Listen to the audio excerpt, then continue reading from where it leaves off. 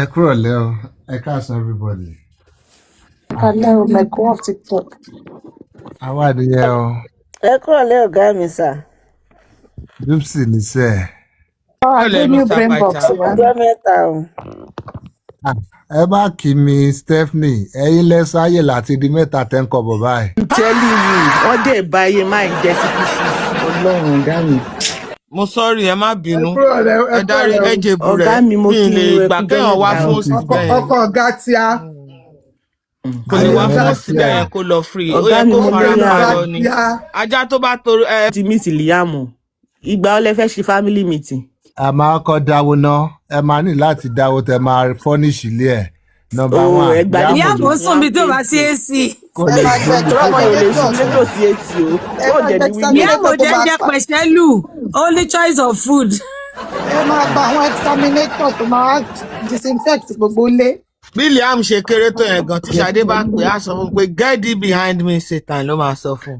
VCK ẹ jẹ́ kí Team Jossy wá fẹ́yàn. I don't know why people are still scared of Team Jossy coming for people. Ṣé ó ṣe ní effect fún àwọn èèyàn ṣá? Ṣé àwọn èèyàn ṣì máa ń sá fún dragging wọn Jossy tí No. Ṣé lọ́rọ̀ lẹ́nu mọ́ ṣá? Wọ́n sì máa ń ṣeré tiẹ̀ kiri, àwọn náà mọ̀ pé ó ń ṣeré tiẹ̀. Ṣé àwọn Jossy tí mú lọ́rọ̀ lẹ́nu mọ́ ṣá? Èèyàn wọn ni ẹ máa wá fún. Èèyàn wọn ni wọ́n lè wá. Èèyàn wọn ni nàwóráwo ni. Ẹlẹ́yà torí Sandy àwòráwo ni o. Favourite child bàbá tọmọ ẹ kú ni.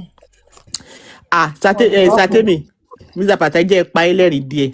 Mo bá ṣáà stroll on the street of TikTok. Mo bá lọ sọ́dọ̀ winners. Ṣé rí winners yẹn Sátẹ́mi mọ́ bí tẹ́ ti rí lady ni. Àmọ́dá kínní ni wọ́n. Èmi mọ́ bí tẹ́ ti rí wọn o. Ó gbọ́ wọn bandit tẹ́ kó jọ yìí mi mọ́ bí tẹ́ ti ṣàwá o.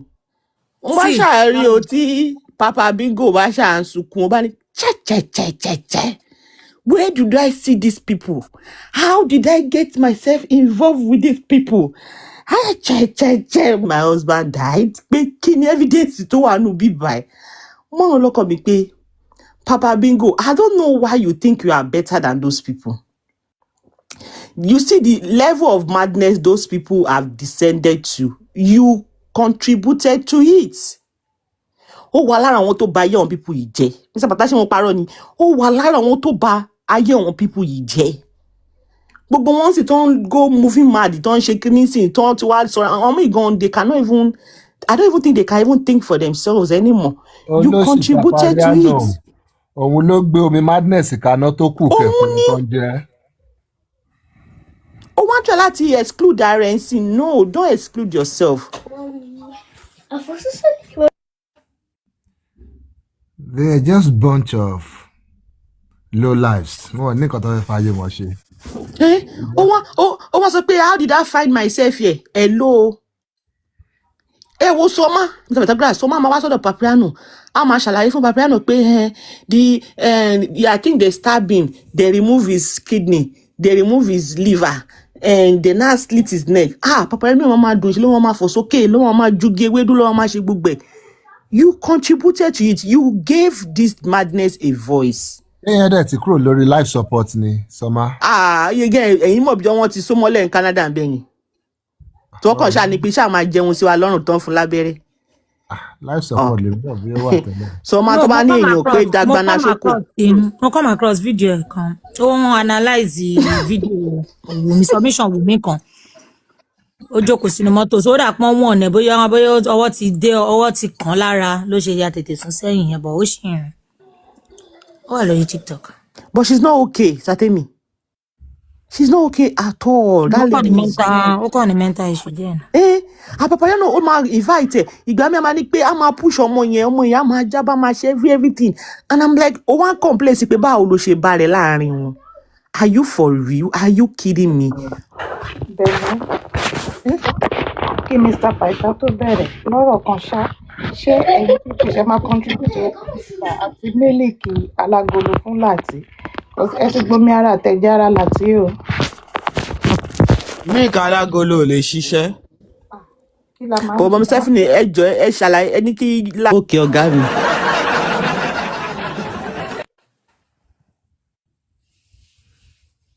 Ẹ fi wá sílẹ̀ ló sì ní púpọ̀ náà pípọ̀ yìí. And wọn lẹ́mìí nǹkan tó máa ń fà, that's the issue. Oníwèrè yìí ti jáde again. Wọ́n ti lọ renew subscription ẹ̀. orúkọ wo lọmọ mi fún yẹn náà rẹpẹtẹ Bukky Jesse. tó tún jáde ni. mo rí àwọn show ẹ̀kan bẹ́ẹ̀ yẹn ni. àbí old show ni. bóyá no kò lè jẹ́ old show, I'm sure it's just this week show torí àwọn nǹkan tó touch ń bẹ̀. ọmọ mi gbẹ́sẹ̀ lé wọn lọ́fun so ara òrókùn. nǹkan tí mo observe sir nǹkan tí mo observe ni ní after tí ìjọ tó Ògúngbè jáde ìjọ kejì ni Bukky ti update ní orí Facebook so òun ló fún gbogbo wọn ní voice pé kán rọ́ síta bọ́n ṣe rọ́ síta yẹn èèyàn kan send update yẹn sí mi so she was talking about nǹkan tí Ògúngbè wá sọ́ńtà wípé àṣànà wa ń sọ̀rọ̀ oye ń sọ náà pé ìwọ náà wá ń sọ̀rọ̀ pé he will hear from you bla bla bla bla so ìjọ yẹn mọ̀ pé ó ṣe update bọ̀ mi mọ̀ pa show. mo rí ọṣẹ àwọn show ẹ̀kan sí mi. Bukky Jesse, you're useless and even a toothless dog is better than you. You can't even bark properly, not to talk of biting. But nǹkan tó dẹ̀ ń káyín lára yìí, there's nothing lẹ lè ṣe sí. All you can do òun ní kẹfò sókè kẹfara yín jọlẹ̀. And for your information lórí kéèsì tá à ń ṣe yìí and for everybody's information aloba Mrs. Aloba ti di méjì o.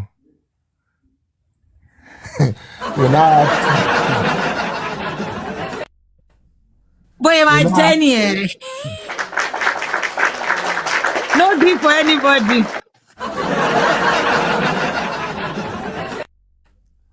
So we now have two Miss Aloba, senior Miss Aloba and junior Miss Aloba.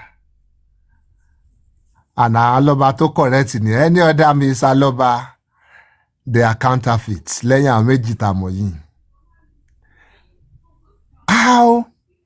Báwo ló ṣe ń dùn yín sí?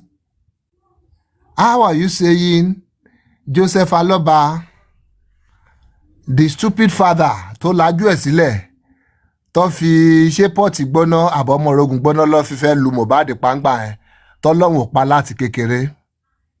How would you say he's entitled to something from Mohbad, entitled to inherit him, entitled to get anything from whatever he has left behind? And the mother tó gbé sínú fóṣù mẹ́sàn-án àbóṣù méje àbóhùn lọ́mọ oṣù tó fi gbé ọgán tó dẹ̀ níye ọdún tí bọ̀ yẹn fi mú yàn tẹ́ bá wo Mohbad yẹn a máa mú anything nínú ọyàn.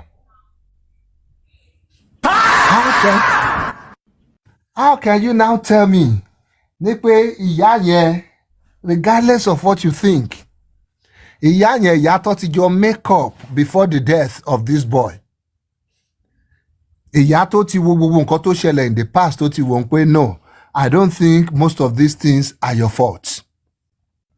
It's just the situation of life. It's just the way God wants it. And knowing my father for who he is, yes, alágídí ọkùnrin ni, eléṣù ọkùnrin ni, eléṣù bàbá gan ló jẹ́. That you know what, regardless of everything tí bàbá ti gbìn sí mi nú, I will forgive you, I will bring you back, you will be my mom. You've always been my mom anyway. But I need to reunite everybody. Unite everybody and make it one big family. How is it now inconceivable for you?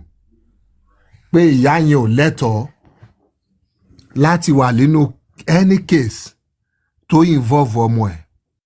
Because at the end of the day, kò sí any case, kò sí any ọ̀rọ̀ tá à ń sọ lórí justice for Mohbad yìí àbí tó ń ṣe outside online that has nothing to do with Mohbad.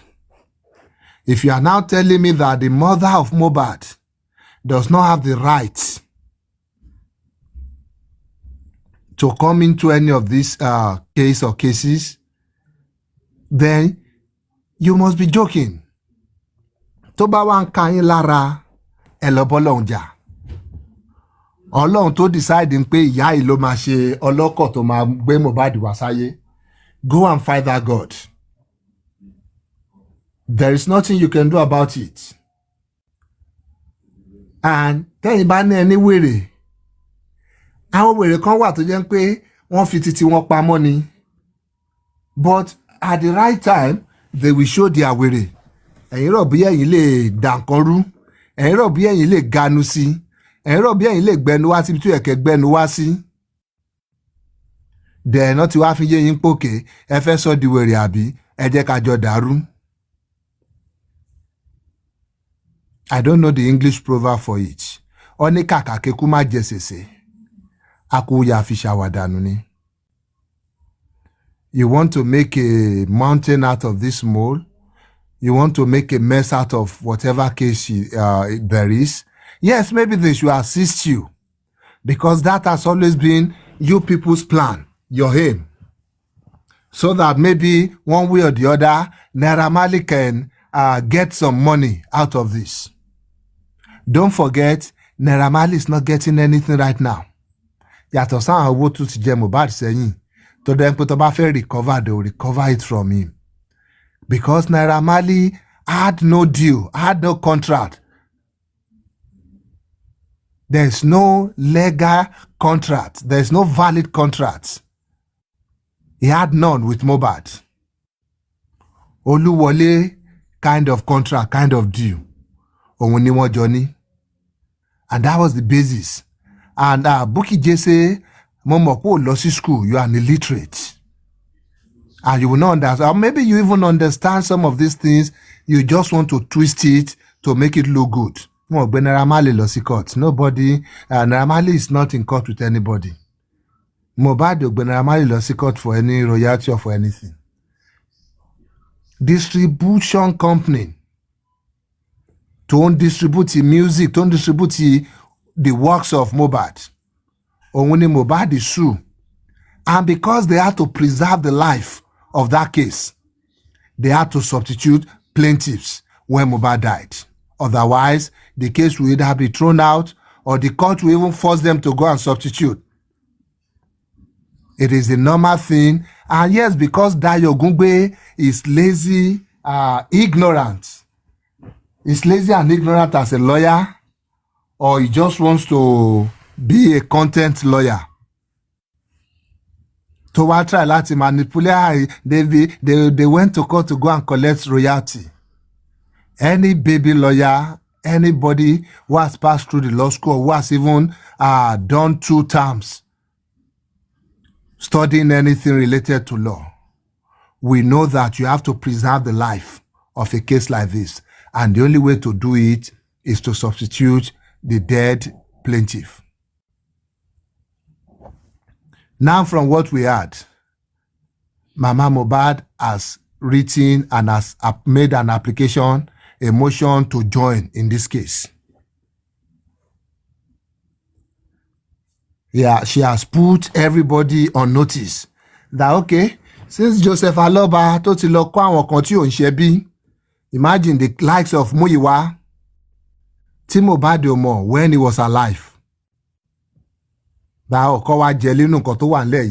Just to scatter it, just to come and make it easy for the distribution company to win this case, or this case should be thrown out, so that, of course, money goes back to Naira Marley. Naira Marley now will now be in the primary position or in the prime position to start distributing money.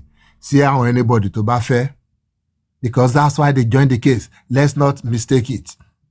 Otherwise, the case already has everybody included.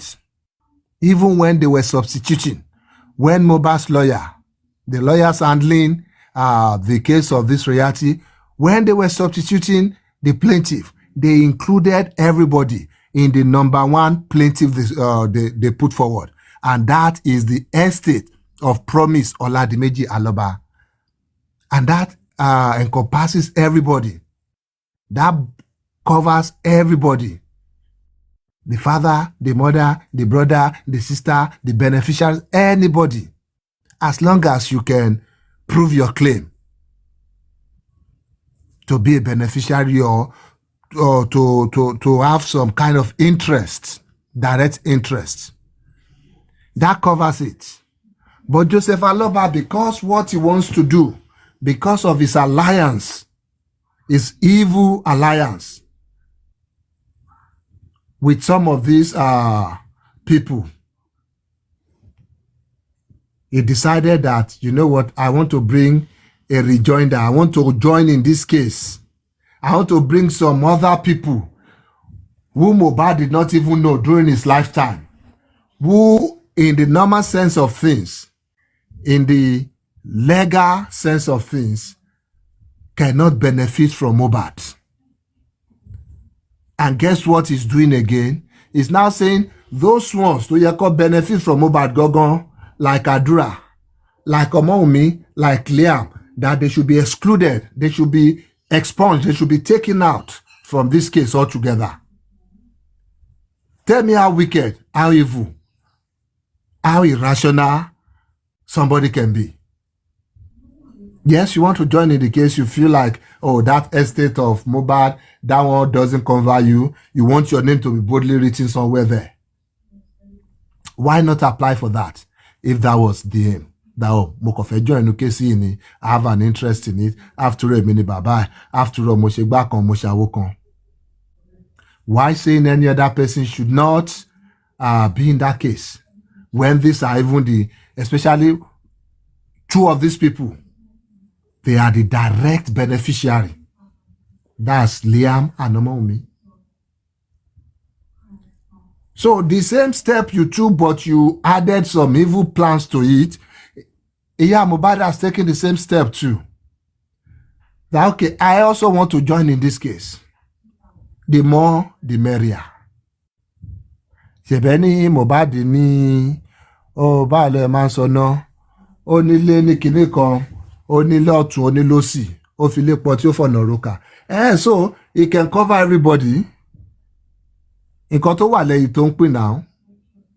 So why is Bukky Jesse pained? Why is Joseph Aloba pained? Why is Ogungbe, the quack lawyer, why is he pained? Why are they pained that Mohbad has taken the rightful step that, okay, since everybody is joining, since it looks like the definition of the estate of promise Oladimeji Aloba, it looks like the definition has now changed. It doesn't include what you would call the estate itself. Then, as the biological mother of Mohbad, Joseph Aloba, you cannot even prove, at least till now, that you are the biological father of Mohbad. Yes, you can say you are the father, but you cannot prove it right now that you are the biological father. So even if Mohbad wanted to kick you off that case, she could have included in that application that they should kick you out. They should not even listen to your own motion because you are not even in the case yet. Your own motion has not been ruled on. It has not been decided. You have not been included in the case. If she didn't want you even included at all, she would have included as part of her own motion that this man called Joseph Aloba, is not the biological father of Mohbad. And that will be another issue we have to deal with. But because that woman didn't have the kind of evil mind you have, she always believed that, okay, if you want to make this thing, you want to prolong it, or you want to exclude some people from it. Who knows? Let's say the judge is now drunk to the point that they now decide to give your motion, your application, they decide to give it some kind of positive ruling and take away all these people. Take away Adura, take away Liam, take away Omoumi, and leave you and your goons there. Then the same justification, Toffee take those people away, then that the same justification will allow Mohbad to come in as the biological mother of Mohbad. If there would now be a rule that only the father and the mother of the deceased can become part of any case trying to get anything belonging to the deceased, then that will make her qualify for it. So kí wá ní gbogbo ariwo tó ń ṣẹlẹ̀ yìí that Mrs. Abosede Aloba wants to be part of this case. Now,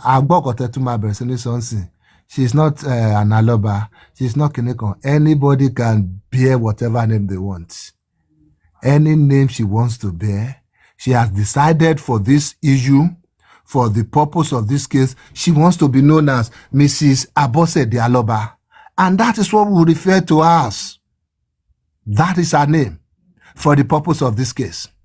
If there's another case, she decides to answer Mrs. Oladayo Ogungbe. Because anybody lè ṣe sí. If she decides to even bear her own maiden name, it doesn't take away her rights as the mother of the person whose case is in court. But it doesn't change anything. It doesn't. There's no surname or whatever name you choose to bear. It doesn't take away your legal standing, your local standing as to a case in court. Anybody can be anything. It's the relationship you have with the case that matters. And in this case, she's the mother. And then Emma Binogami, Joseph Aloba, I don't understand why you think extended family that Mohbad barely knew when he was alive would take precedence over his own nuclear family. Toba ma won tó wà ní tó tí wọ́n exchange orúkọ wọn yẹn, that is Adura, Liam, and Ìyá Mohbad now. Tí Ìyá Mohbad náà ti join. They still have upper hand lórí àwọn mọ̀lẹ́bí ẹ̀ tó lọ kó ní Èkìtì àbí bó ló ti lọ kó wọn wá. I don't understand why you think those people, they have upper hands. I want to pay one contribute 1 kobo. See Mohbad when he was alive. Even Ìyá Mohbad gon pé ó gbé oyún yẹn gan for 9 months is enough. Because it's possible she should have lost her life when during childbirth. Ọmú ìyá ẹ̀ ṣá ló mú. Ìyẹn kò ń dá bímọ now. Kò sí bí ìyá yẹn kò sí bàbá yẹn ṣe lè useless to. They still have parental rights over that child. I'm even interested in seeing how they want to oppose Ìyá Mohbad. No, impossible. They can't. They can't. Because 10 years I know see mommy. Because that's the song of Buki Gbese. That is his problem. 10 years I know see mommy. That's his problem. The lawyer and Jossy said they can't oppose her. They can't. They concluded. They can't. The single fact that Mohbad accepted this woman before he died, that is all that matters. And the fact that the genetic and everything is blood and whatever, they can't exempt her. I'm sorry, they can't. You only need baba meji o le ni ya meji ko possible. So they know better. And I'm glad that Mom Dupsy said the lawyer said they can't. They can't. They were even there. They can cry for all we care. They can't. Problem is just on that name. Why did she want to put it over? Trademark orúkọ yẹn. Call or trademark it. If they want somebody to use your name, go and trademark it. I'm even saying, Ogami, there are alobas everywhere. Of course. In Nigeria. How can they prove is that their own aloba she's using? I don't know for them. Prove that. I can decide to say I want to be very Ogungbe Mr. Temi tomorrow. Because I don't mamu missing now. You know that she said, Abosede Joseph Aloba, Abosede Oluwabami with Joseph. No, she said Aloba. It could be any Aloba anywhere. Anyone. They should prove it. I can decide to be bearing Dangote tomorrow. Me now. Is there any law in Nigeria that mandate that? Trademark, copyright, they only even affect anything, business interest. Yeah. Trading interest and things like that. That mo fẹ́ bí orúkọ kan bá decide lọ́la okay mo fẹ́ máa jẹ́ Dangote. Àbí if there's any name tó ń lò as business name going, if I decide want to use it as my personal name, nobody. But only people that can understand these things are people with sane mind. People who still have their brains intact. Not people who claim to be lawyers, but actually they smoke before they go to court. Yeah. Not just smoking cigarette, smoking big igbo. So Gami, èmi tell got the judge here myself. Èmi fẹ́ court raise the court pé ó be aloba. I want to hear the response of the judge. Unfortunately, the case was adjourned. I know Joseph Aloba is frustrated right now. I saw his face now. Announce October. Yeah. Pythagoras is frustrated again that ìyá Mohbad tó tún fẹ́ fi ṣe witness pé ọmọ ẹ̀ sọ fún pé ìyàwó ọmọ ẹ̀ ń ṣàgbèrè àti ti lọ join àgbèrè. The case is besting. ó sọ fẹ́ dùn ẹ̀ mọ́mí ẹ̀ tó sọ pẹ̀lú gbogbo ayé ẹ̀ yìí o. Ìyá mo ru engagement òun ló ti fẹ́ wọ. ló fẹ́ wọnú kéèsì fún chest.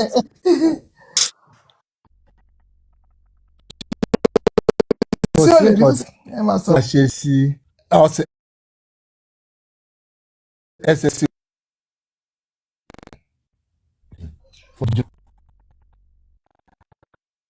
Àwọn tó ń sí lábẹ́lẹ̀ náà.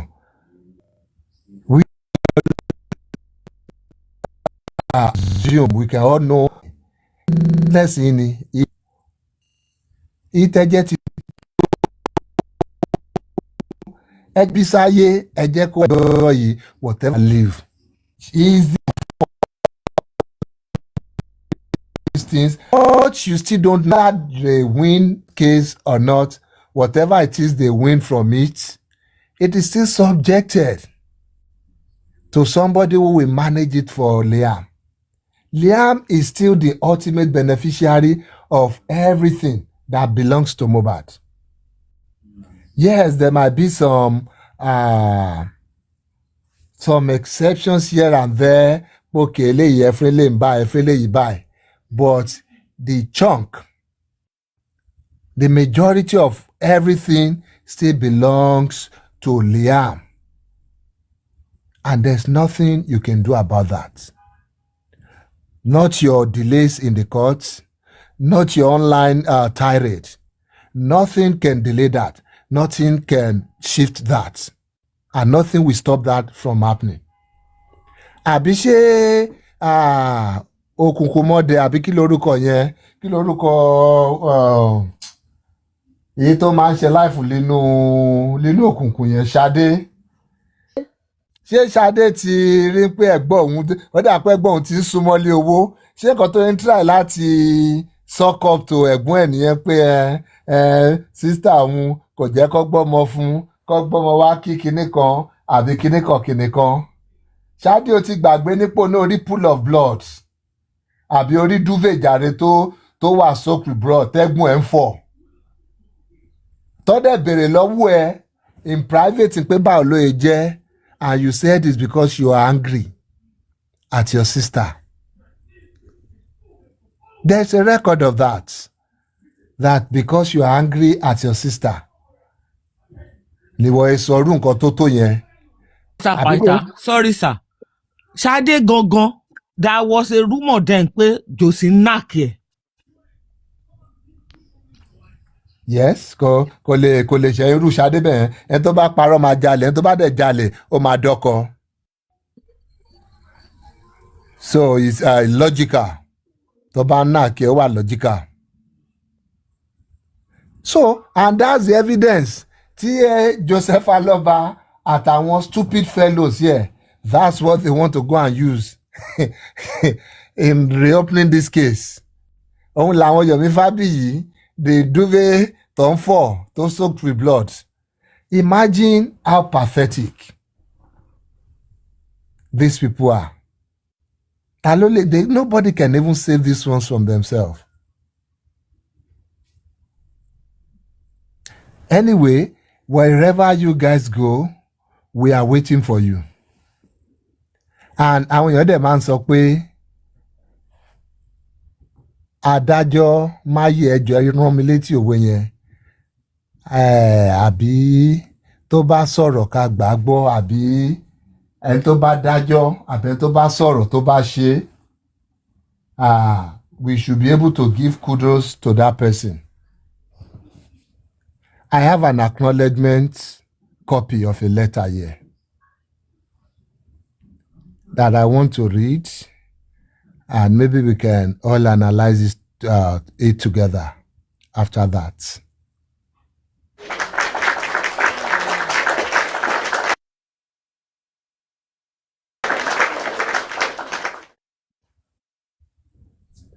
The letter reads. So the letter is to Ogungbe and Ogungbe attorneys. 8 Strachan Street, first floor, Lagos Island, Lagos. Attention, Oladayo Ogungbe, Esquire. Dear sir, and the title is Broadcasting and Publication of Defamatory Words Against Mrs. Omoumi Cynthia Aloba. Demand for retraction and apology. We remain counsel to Mrs. Omoumi Cynthia Aloba, widow of late music sensation Mohbad, herein referred to as our client. And it is on our firm instruction that we write this letter to you as follows on the above subjects. It is our client's brief that on the 9th day of May 2026, you went on the internet to malign the name, character, and person of our client by insinuating, pontificating, and projecting all manner of accusations and allegations at our client's right on the internet, where you were hosted by one felon who goes by the name Immunizer. The things you said were not only unacceptable, but also very unprofessional and unbecoming of a legal practitioner. Some of the allegations cut across a matter that has already been investigated and determined by a court of competent jurisdiction, while others are still sub judice and yet to be determined in other courts. For someone who was called to Nigeria Bar and not to understand the tenets, rules, and ethics of the legal profession, you should not have allowed yourself to be used by another felon and a low thinker who himself has committed in the past a good number of egregious infractions against Nigerian laws. In a matter that has been investigated and concluded and verdict handed down by the court in suit number so, in the matter of the death of Mr. Promise Ilerioluwa Aloba, you said the following things in continued allegation on the Free Talk Live of one Immunizer. In quotes, these are what he said. These people have already gone behind to be claiming royalty of Mohbad as at 2024 February, when they were even suspects. And who are these people? Question. Wumi? We stay in quote here. None of the Aloba family knew that Wumi and Adura, who were the two main suspects that were in the house when Mohbad died, they had gone behind to say, substitute Mohbad's name for our names for us to collect royalty from Malian's distributors. Between you and me, I was the one who told the Aloba family that, are you sure these people are not the ones that killed Mohbad? How can somebody be murdered within 4 months? You had gone behind, and this is a period where the paternity of the same boy is in question. You had gone behind to say you want to collect royalty. Quote close. Another quote open. You can't fight somebody overnight and the person dies and they will now treat you as a witness. What are you witnessing? Quote close. Another quote open. It was after these available facts that I concluded that indeed Mohbad was murdered. Mohbad didn't die a peaceful death. He was murdered. Quote close. We have quoted you verbatim, and this is what you have said in summary. Wunmi has killed Mohbad because she wants to collect Mohbad's royalty. and also because her son is a bastard and she is a wayward woman. That is, it is you who have trampled on suit number, whatever, that has been concluded and determined, and suit number this that is yet to be finalized and determined. The coroner's inquest concluded and verdict delivered on the 11th day of July 2025. And there is not a single part of that judgment that indicted our clients. You did not stop at that. You went on to malign the name and character of our clients on the internet in a matter that is currently sub judice in suit number so. In a court of competent jurisdiction where our client has sued one Joseph Aloba for defamation. You maligned our client when you said on the internet at the TikTok live of one immunizer as follows, quote open.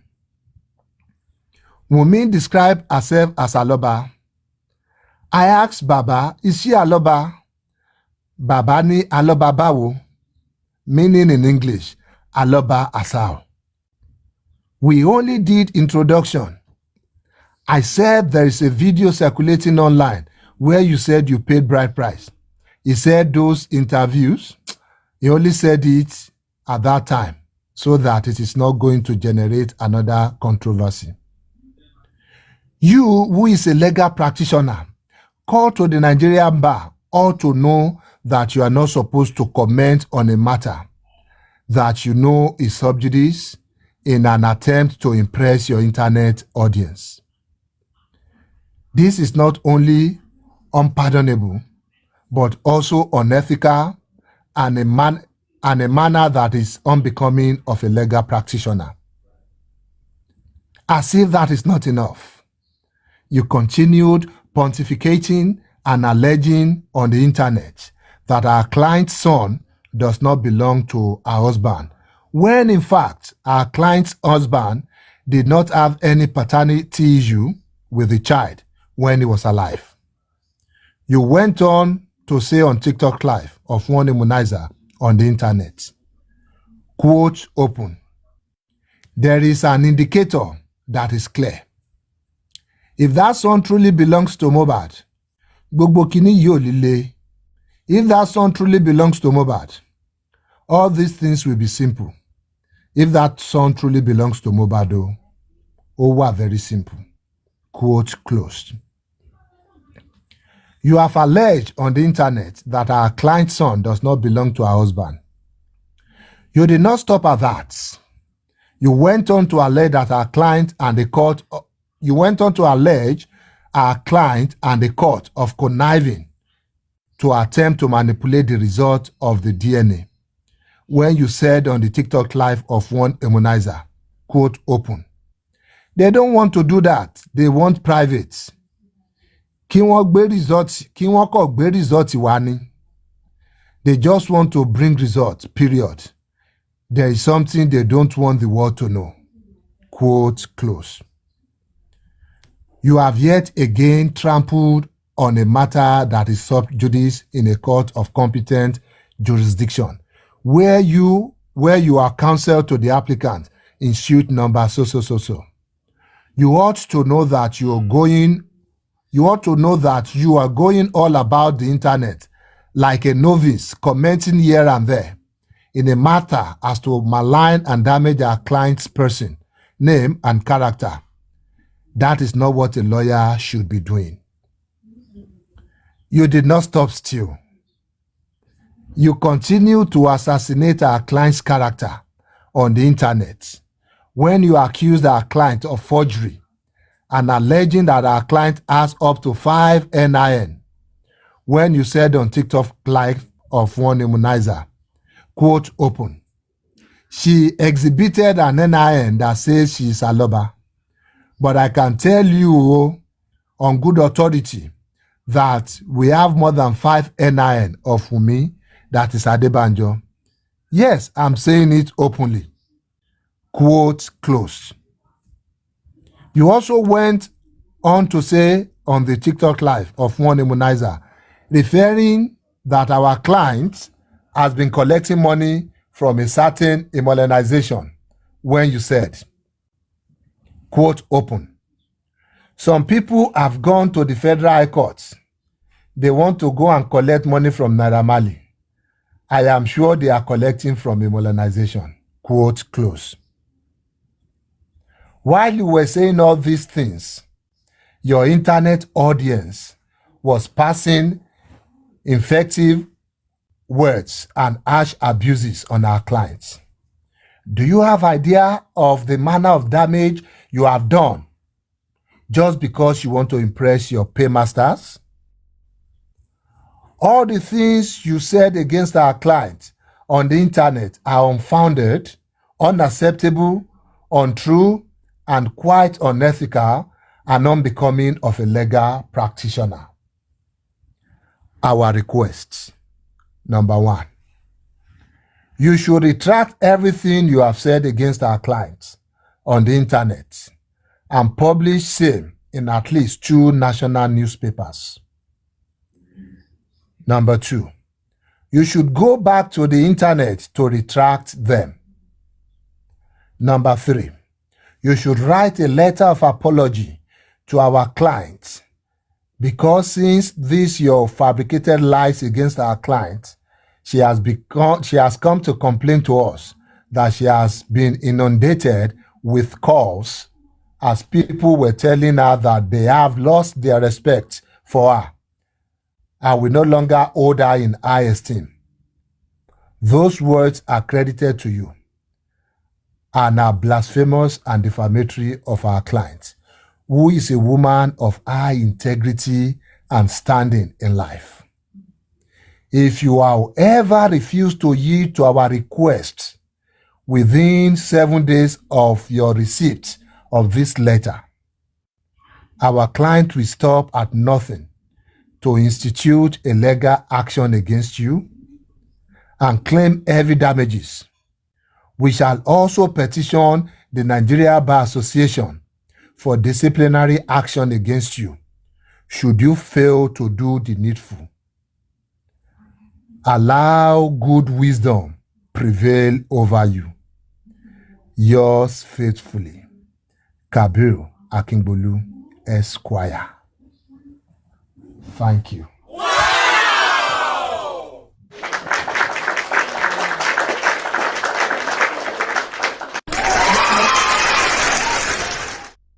Our own Temu lawyer.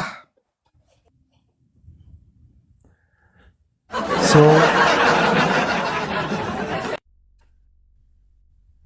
this is what you call, in a plain term, pre-action notice. It is one of those process when you want to go for a defamation suit against somebody, civil defamation. It's a step. You have to fulfill that step. More like the court is going to ask you, when this person said this, did you call your attention to it? Did they make reparations? Did they try to correct their steps? We have given them that notice. It is now, the ball is now in his court. Either to accept the errors in his ways, to turn a good leaf and apologize, and maybe all can be forgiven. Or to continue in this path of perdition, this path of destruction that he's been working on from the one he joined this case. He can continue in it and face the full wrath of the law. Nothing will be spared. As Omomi said, just like she said, you will have to prove everything you have said. And everything you have said has been listed out clearly, verbatim, in this letter. The videos are there, in case you want to deny it like Joseph Aloba denied his own. The videos are there. So whether you want to allow good wisdom, wise wisdom to prevail over you, or you just want to be in the counsel of those fools and let them keep nudging you on. Fools like Bukky Jesse. He was quoting this, he was quoting that. He needs to come and requote those things now. Ìyẹn ni mo sọ pé ẹni tó bá promise tí ò bá dẹ̀ fail, ó yẹ kẹ́ gbé kudos fún yàn yẹn. Ọmọ mi said, you will see me and you will have to prove all these things. And now she's making good on the words. You will hear from me. You will prove everything you have said today.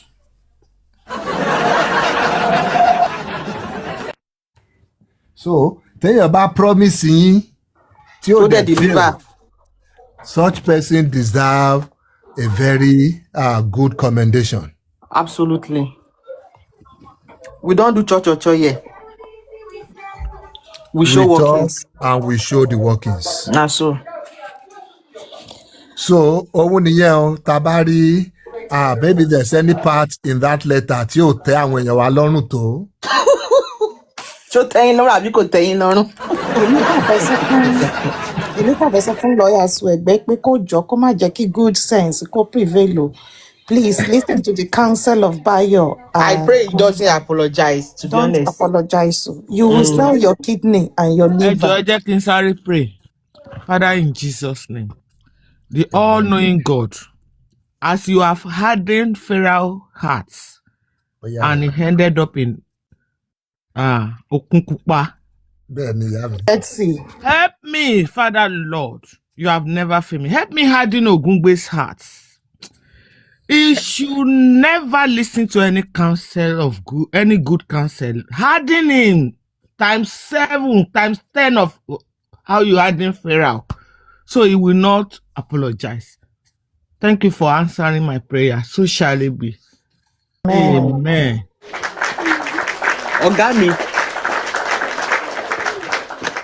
Ogami, that was a good one. That was a good one. I will try to be careful because me if I don't know. I'm like that anyway. But for people who are on the other side, who unfortunately don't have a working brain, if you think those statements he made, what does it mean? Let me break it down for you. When you say for somebody that they fought throughout the night and the person died, you are inferring that she is a murderer. You see, defamation statement, you don't need to say it directly. Exactly. If you infer it, even insinuations. Even insinuation is still defamatory. Fún ẹ̀yin tí ẹ wà ní tí ọpọlọ yín ti dúdú tó ẹ pé èéfín ti kó sínú ẹ̀, I'm breaking it down for you. And another statement that said, the person pay and within 4 months they went to the court. It shows that they pay him for monetary value. That's another one. He's saying it's premeditated. That's what I'm saying. So that's another. And I'm sure most of you people that went to his to immunizer show that very day, you were saying it there. I'm sure most of the comments, most of you were commenting on that. So it shows that what he was trying to do, you people, you were in on it. You agreed to it. So whether also directly or indirectly, from the comments, you can deduce that his message was well passed. And another one that he said, talk about your kidney even when the father was alive, the paternity, blah, blah, blah. You are insinuating, you are challenging the paternity of his child, which under the law, as at today we are speaking, is the biological child of Mohbad, unless proved otherwise. You also said, and you said on good authority, that she has more than one NIN. You are saying that she's a forgerer. More than 5. You are saying she's a forgerer. You are saying that she has committed forgery. So fún ẹ̀yin tẹ́ bá wò pé ẹ̀sùn wo ló kàn kí ló ṣe tó yẹn kí ló sọ no for you to institute a defamation case. He even said that 14 years ni perjury. So you don't even need to say it out loud, provided people can infer from what you are trying to say and the fact that so within the confine of your house, you spoke it on a public platform. Almost more than 1,000 people were watching you when you were saying it. And what then you give away fún ẹ? So you made money from it. One you coins fún ẹ, one you rose fún ẹ is still monetary value because tó bá lọ ṣe owó náà ló bọ́ sí. So fún ẹ̀yin tí ọpọlọ yín bóyá ẹ mọ̀ pé tí àwọn òróró tó dá yẹn tó bá ti sùn bí a ti ọpọlọ yín tó bá ti sùn me because ọ̀gá mi like big grammar, so I'm trying to simplify it because you people you are so lawless, you have no clue as to what the law says, and that's why people can come online to defame people. You can come online to make careless statements because you don't even know the gravity of the things you people say. But for our attacker, we will take it upon ourselves to lecture you, to educate you what the law says, and when you are breaking the law, our ma point out to see so that come on, I want people here to lọ bribe ọlọ́pàá, want to lọ sanwó fún George, want to lọ ṣe gbá. No. That is the stupid thing Bukky Jesse was shouting nínú video tí mo wò. Ó sọ pé òun lòun lẹ́kọ̀ọ́, òun máa fi kó wọ̀n ẹ́. Níbo ni ọmọ mi sọ pé òun fẹ́ fi kó wọ̀n yàn. Imagine but that. Whatever you want to say, you can keep on saying it. You can keep on saying it.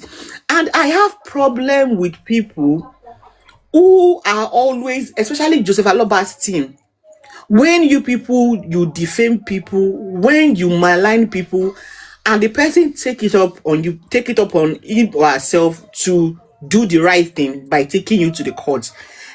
Tẹ́ pariwo pé wọ́n fẹ́ fọwọ́lá gbá yín lójú, ó máa ń bí èmi nú. If your own name, if your reputation doesn't worth a penny, let those who their name means a lot to them, let them protect it with their life now. Tí orúkọ yín, tí orúkọ ẹbí yín, tí orúkọ mọ̀lẹ́bí yín, tí orúkọ tí yín tí ò bá wọn sílẹ̀ kan. Tẹ́ pé mind kíyàn bà orúkọ ẹbí yín jẹ́, kíyàn fi ẹnu tẹ́ńbẹ́lẹ́ orúkọ ẹbí yín, ó kù sí ẹ̀yin lọ́wọ́. But ọmọ bá sọ pé no, enough is enough. You won't do this to my name without any concrete evidence. Then don't come for her. Excuse me. Ẹ má sọ pé kí ló sì ṣe ó ti ń bẹ̀rù, ó ti ń ṣe gbá, ó ti ń ṣàwò. No. Nǹkan tó dífá fún bàbá yín Joseph Aloba, tóun fi pé the best way for him to get justice is for him to be jumping from one platform, from one TV house to the other. Òun náà ló dífá fún Ọmọ́wùnmí tó ní pé èyí tí ọwọ́ òun bá bàánú yín, ó máa fojú ba ilé ẹjọ́. Because she knows her right. She knows not to take laws into her own hands. She knows not to join you in your own foolery and do things the right way. You know what I'm saying? So that is the way bó ṣe máa jẹ́ nìyẹn. Ẹ mọ̀ bí Mr. Pata, mo rántí tèmi tí máa sọ fún àwọn èèyàn, especially ìgbà táwa kékeré, tó bá ní àwọn bíi group mẹ́ta tí wọ́n lọ wèlí ẹ lọ́nà, tí wọ́n bẹ jà, má ní fẹ́ bá àwọn mẹ́ta yẹn jà, ẹyọ kan ni kò gbá mú. Ọba dé yín mọ́ lápá má filẹ̀. Make sure pé ó bleed kó tó fi sílẹ̀. Ẹyọ kan yẹn kódà tó bá gbé lọ hospital wọn máa rán gbogbo ara ẹ̀ ní. Má ní fẹ́ máa bá obìnrin jà, ó lè má lè ní any effect. Ẹyọ kan ni just take on. O máa concentrate effort ẹ lórí ẹyọ kan. Ẹyọ kan yẹn òun ni kò mú. Bàbá gbé wá fúnra wa báyà máa ṣe trauma call náà máa pè. Àwọn bíi 15 doctors náà máa pè bọ́n ṣe ń rán imú náà máa rán ẹsẹ̀. Tó bá gbé wá ICU gan dókítà kakọ sá lọ náà. Trauma call náà máa pè fún. So nǹkan tí Wùnmí máa fi ní ṣe nìyẹn. Tó bá jẹ́ ẹ̀yin méjì ló lè rí mú, we will make sure she take it to the very end. Bó jẹ́ ẹ̀yin méjì lọ́wọ́ ẹ̀kún. Ẹni ẹ̀gbọ́n àwọn máa fi Ọmọ́wùnmí pìtàn fún àwọn ọmọ tó bá bí. Táwọn ọmọ ẹ̀gbọ́n bá tún bímọ, ọtún mama so ẹ ṣe bó ṣe wù mí Imagine orílẹ̀ tako yín client ń ṣẹjọ́ lọ́ọ̀yà náà tó fẹ́ máa ṣẹjọ́ báyìí. bó ṣe máa No jẹ́ ní people do ọ̀gá mi that. bó ṣe máa jẹ́ nìyẹn òun ò tẹ́lẹ̀ láti gba lọ́ọ̀yà á dìfẹ́ǹdà rẹ̀ so tó bá ń ṣẹjọ́ orí ilé tako yín kó jẹ́ wípé ó possible bó jẹ́ wọ́n dámlọ́ọ̀gì ló máa fi ṣe scapegoat ó lè jẹ́ èèyàn tó pé kò sọ̀rọ̀ rí bí ọjọ́ kan tó kọ̀ ra sọ̀rọ̀ ló máa fi ṣe scapegoat ó lè jẹ́ anybody it can fall in anybody so ẹ ṣe bó ṣe wù yín ó lè jẹ́ ìṣẹ́ni kókó gan ni ó lè jẹ́ anybody. Coffee at home. But ó ti sọ fún yín pé èyí tí ọwọ́ òun bá rá mú ẹ sọ pé why you are la because I don't know why you think it's okay for you to say you are seeking for justice and you deem it fit to trample upon the rights of other persons. I don't know why you think you have the power, you have the right to act as the jury, to act as the executioner. Ẹ̀yin lè sọ fọ́lọ́pàá who is suspect, ẹ̀yin lè sọ fọ́lọ́pàá who should be witnesses, ẹ̀yin lè sọ fọ́lọ́pàá èèyàn tó yẹ kó yẹgi fún. Ṣé ẹ feel pé ẹ ti ń kọjá limit yín as a citizen of the public? The citizen of the public is to call the attention of people, okay, something is happening here. In fact, you as a member of the public, if a crime is being committed, there are some situations that you cannot enforce arrest on the person. You still need to call the police to do the needful. Except on few. So I don't know why. Tẹ́ wọ́n sọ pé, à ń jà fún justice náà ni, ṣé ká má sọ̀rọ̀ mọ́ ni? Ṣé ká má sọ̀rọ̀ mọ́ ni?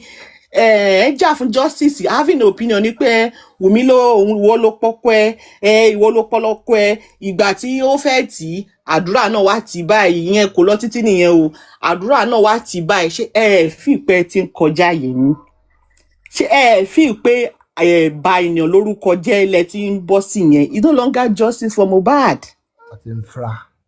Otinfra and you Lati you are always in the habit of saying ṣé kò ń ṣe kó máa Wùmí ṣé ò fi pé ṣèbóyá kó máa join wa kó máa bá wa wá justice ni sórí pé orí ò pé Láti sórí pé orí ẹ ó dàlú láàrin atẹ́gùn ti fẹ́ sí so you are so kí ni kí Wùmí join yín fún ṣé kí Wùmí wá gbé yín lẹ́yìn kó wá join yín pé lóòótọ́ ni o àdúrà ló ti ṣubú àbí ṣé kí Wùmí wá join yín wípé òun lọ́kọ ẹ̀ pa ni kí ni kí Wùmí join yín fún gangan I don't understand. Ẹ ti kàn má gbélébù ẹ ti George ẹ ṣe gbogbo ẹ ṣé kí Wùmí náà wá join yín ni pé òótọ́ ni o bọ̀dá Láti lóòótọ́ kò ní dá fún ọ̀tá mi o kò ní ṣoríire o bọ̀dá Láti ẹ ṣé o òótọ́ ni o kò ní dá fún ọ̀tá Liam o bọ̀dá Láti ẹ ṣé ọlá wà pẹ̀lú yín o kí lẹ fẹ́ kí Wùmí wá ṣe I don't understand.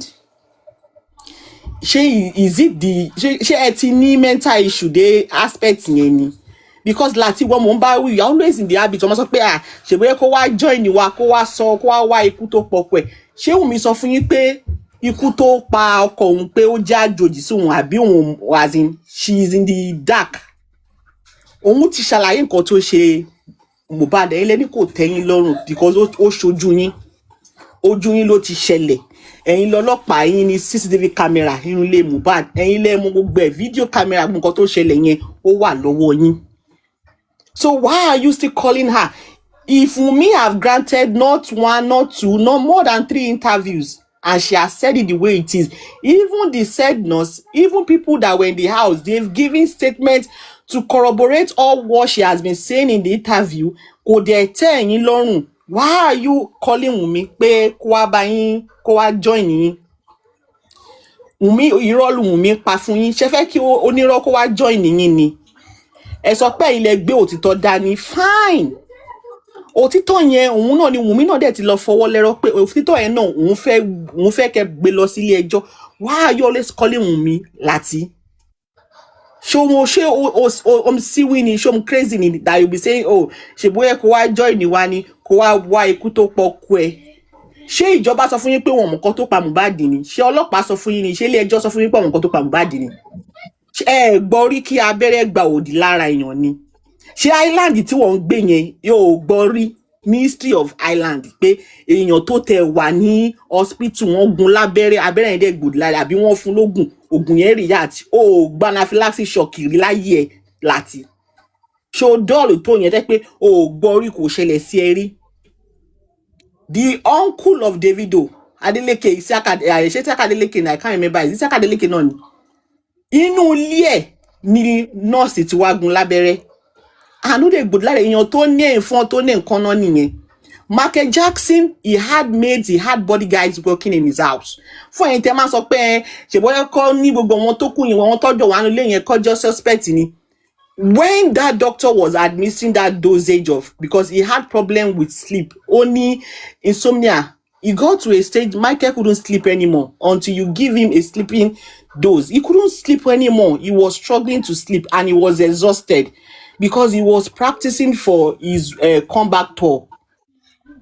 Dr. Ende, and because Michael was at his mercy, even though the dosage was illegal, Michael, because Oti bridge professionalism way, that line between being professional and being a friend. When he should be acting as a doctor to Michael, he was acting as a friend to him. And abandon professionalism way, and he gave in and he gave that dosage even when it was illegal, and it reacted Michael Deku. Dede, relate this to this Paco lawyer. When it will be professional and when you should be acting beyond your brief. Beyond your, yes. So even though you go to cover Dr. Michael, even sometimes I'm always like, when that case was going on, Mr. Pata, a part of me felt sorry for the doctor. And a part of me felt justice has to be done.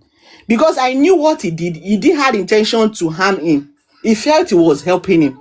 Because he has been his doctor for more than so many years. And he knew how Michael was struggling to sleep. He knew how he was suffering. So, ẹ̀yin ò ṣe sọ pé gbogbo àwọn tó wà pẹ̀lú Michael Jackson gbà yẹn, àwọn kúkú ẹ̀, àwọn driver ẹ̀, àwọn òṣìṣẹ́ tó wà nílé, ẹ̀yin ò ṣe ní kọ́lọ́pàá kó gbogbo wọn. Kó wọn lọ sí sẹ́ẹ̀lì kí wọ́n tì wọ́n àbí kó wọn lọ síbì kan kí wọ́n kó fi ẹ̀yìn wọn kó fi tàgbà kó bẹ̀rẹ̀ sí yìnbọn fún wọn. Why ẹ̀yin ò ṣe sọ pé ṣebí l'Amẹ́ríkà bó ṣe ṣẹlẹ̀ náà nìyẹn ìgbà tí Michael Jackson náà kú ṣebí wọ́n kó gbogbo kúkú ẹ̀ wọ́n kó gbogbo wọn tọ́jọ́ wà nílé yẹn wọ́n kó wọn à suspect ni. Ẹ̀yin ò ṣe máa fi ti Michael Jackson yẹn ẹ̀yin ò ṣe máa fi ti Isiaka Adeleke ẹ̀yin ò ṣe fi máa pìtàn. Bó ṣe lè máa sọ pé George Floyd, you are even going too far. Even the recent one that happened in December to Chimamanda's son, it was in a controlled environment. It was given by a pediatric anesthesiologist. And even though it was in a controlled environment, even though it was the right dose, he gave a minor propofol without an airway adjunct. He gave a minor propofol without establishing a proper airway, no oxygen, no mechanical ventilation support, which now makes it a criminal offense. It makes it negligence.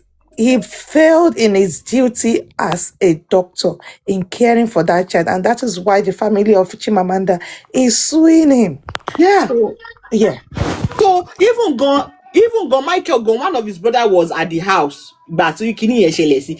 Ṣe ni pé bí abroad ẹ pa ni tó ló fẹ́ jogún Michael. Ṣe ni pé bí abroad ẹ ló fún lọ́rùn pa kò ń ṣe doctor yẹn. The doctor gave testimony as to what happened, and that was the same thing this nurse has done. Jọ̀ọ́ ẹ comment pé Ṣadé, we are not interested in Ṣadé. And that was the same thing this nurse has done. She was invited by the police. They took her own statement. She went to the coroner inquest and she said her statement. But it's okay, láyé o, kò rí bẹ́ẹ̀ o, wọ́n ti pa ni o, wọ́n ṣe kíní kan ni. Ẹ̀yin J4M ni mo ti rí tẹ́ máa sọ pé wọ́n tìyàn, èèyàn ṣubú, kò dẹ̀ sí àpàlà rẹ̀. Is it possible to have a fall that will lead to your death, Sister Mayor, and there won't be any trauma to your body? Is it possible as a nurse? it is impossible. And also when they believe that this person has bled to death or they've taken his blood away, this would have shown in autopsy. There It will is what show. is called cause of death by exsanguination. It means the sanguine, which is usually what it's a Latin word. It is gone. So autopsy would have shown that kò sí ẹ̀jẹ̀ lára ẹ̀ nígbà tó fi kú. Orí yín ò pé. And even when we are talking about anaphylaxis, I spoke about this yesterday. The person I looked after 3 nights ago, came to the hospital due to anaphylaxis. So if you see her face, you think she's been struck by a truck. Oh. And it is even near you there in Liverpool. That was where I came to work 3 nights ago. Entry Hospital there. It's not far from my place. Yeah. So when people talk nonsense as if these are mystery, before you go far, wọ́n ní kí n kàn ṣe lẹ́rẹ̀fẹ́ pé òyìnbó ni Mr. Paita fi kà fún Láti àti Báyọ̀ and Mr. Paita gan tí mo sọ gan ṣó máa yé wọn báyìí. Láti Báyọ̀. ọmọ dà sí rough ni eventually. Ọmọ dà sí rough ni. Wọ́n ní ṣẹ́rí gbàtẹ́mi náà dẹ̀ wá sọ tó máa pé ó dẹ̀ kí n break it down. Ó dẹ̀ kí n break it down. Ẹ má bínú ẹ̀yin comment section, I would have break. Ẹ má wọrí Ògúngbè fún rẹ̀ àwa break ẹ̀ àbí break ẹ̀ down fún wọn. Mọ̀mí Yẹmí ẹ̀jẹ̀ break ẹ̀ náà gbogbo. No, ẹ jẹ́ kí Star Mayor break it though. Ẹ mọ̀ pé let's be benevolent to some people. Ogungbe Dayo Ogungbe lawyers wẹ̀gbẹ̀ Báyọ̀ Richard. TikToker ni àwa break ẹ̀ down Yẹmí ẹni sùúrù. At the rest of the clowns tẹ wà lọ́dọ̀ Jossy, wọ́n ní lọ́yà Ògúngbè wọ́n ní tí o ò bá mọ̀, wọ́n ní gbogbo ọ̀rọ̀ tó wá sọ ní last week ní ọ̀sẹ̀ tó kọjá, gbogbo ẹ̀ ní ilé ẹjọ́ máa pè ẹ́ fún kó wá yànnàná ibi tó o ti rí gbogbo nǹkan tó o sọ yẹn. Wọ́n ní ìkan nínú àwọn ẹ̀sùn tó fi kan Ọmọ́wùmí ni wípé apànìyàn ni. Meanwhile ní ilé ẹjọ́ Corona ní 11th ọjọ́ 11 oṣù keje ní ọdún 2025, adájọ́ Corona sọ nǹkan tó ṣẹlẹ̀ fún wa, but ìwọ olódo ní ẹ orí ẹ ti kú, o ò lọ ka nǹkan tí adájọ́ kọ, o wá bọ́ta onítorí wọ́n sọra wọn di Yokozuna wrestler, wọ́n jà mọ́jú, o wá fi yẹ gbangba wípé ọmọbìnrin yẹn ló pa ọkọ. Wọ́n ní ẹlẹ́ẹ̀kejì onítorí pé owó tí wọ́n ní pé kán má san mọ́, wọ́n wá ní pé òkè o ẹ̀yin ẹbí tó kù ẹ wá ṣe aṣojú òkú yín onílé ẹjọ́ o. Ìwọ wá ní pé torí wọ́n pè wọ́n kán wá ṣe aṣojú ẹbí wọn, ìwọ wá sọ pé nítorí ìdí èyí ó fún wọn ní gbangba ṣáàrà wípé òun ló pa ọkọ ẹ̀. Wọ́n ní ó wàá sọ fún wa bó ṣe jẹ́ o.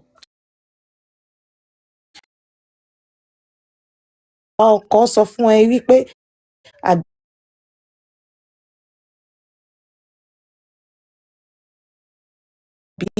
ẹni tó ń ṣàgbẹjọ́rò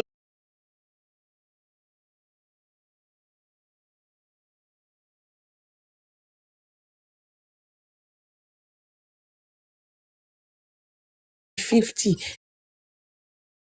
wàá sọ fún wa bó ṣe jẹ́ o. Bí wọ́n máa ń ṣe kí ló ń pè fọ́jú. Ó ní ó ń tẹ́wọ́ bọ̀wé. Pé ó ń ṣe ọ́ṣọ́ọ̀pì. ẹ̀dà ó ń ṣe ẹ̀dà ìwé. Ó ń ṣe ẹ̀dà ìwé, God bless you. Pé ó ń ṣe ẹ̀dà ìwé, nǹkan tó ń mí nìyẹn. So a máa gbé ẹ lọ sí ilé ẹjọ́ gíga, ó wá sọ fún wa pé báwo ló ṣe jẹ́ o. Wọ́n tún wá sọ wípé ẹni ó kẹyọ kan pé nígbà tí ìwọ wá ń bá ẹni tó ń ṣagbẹjọ́rò fún wípé ó sọ fún yín pé Lekki transformer ni ìyàwó ọmọ òun wọ́n ní pé ó wá ṣàlàyé ibi tí wọ́n ti fojú ẹ méjì kòrò tó ti rí ibi tó ti ń ṣàgbèrè o.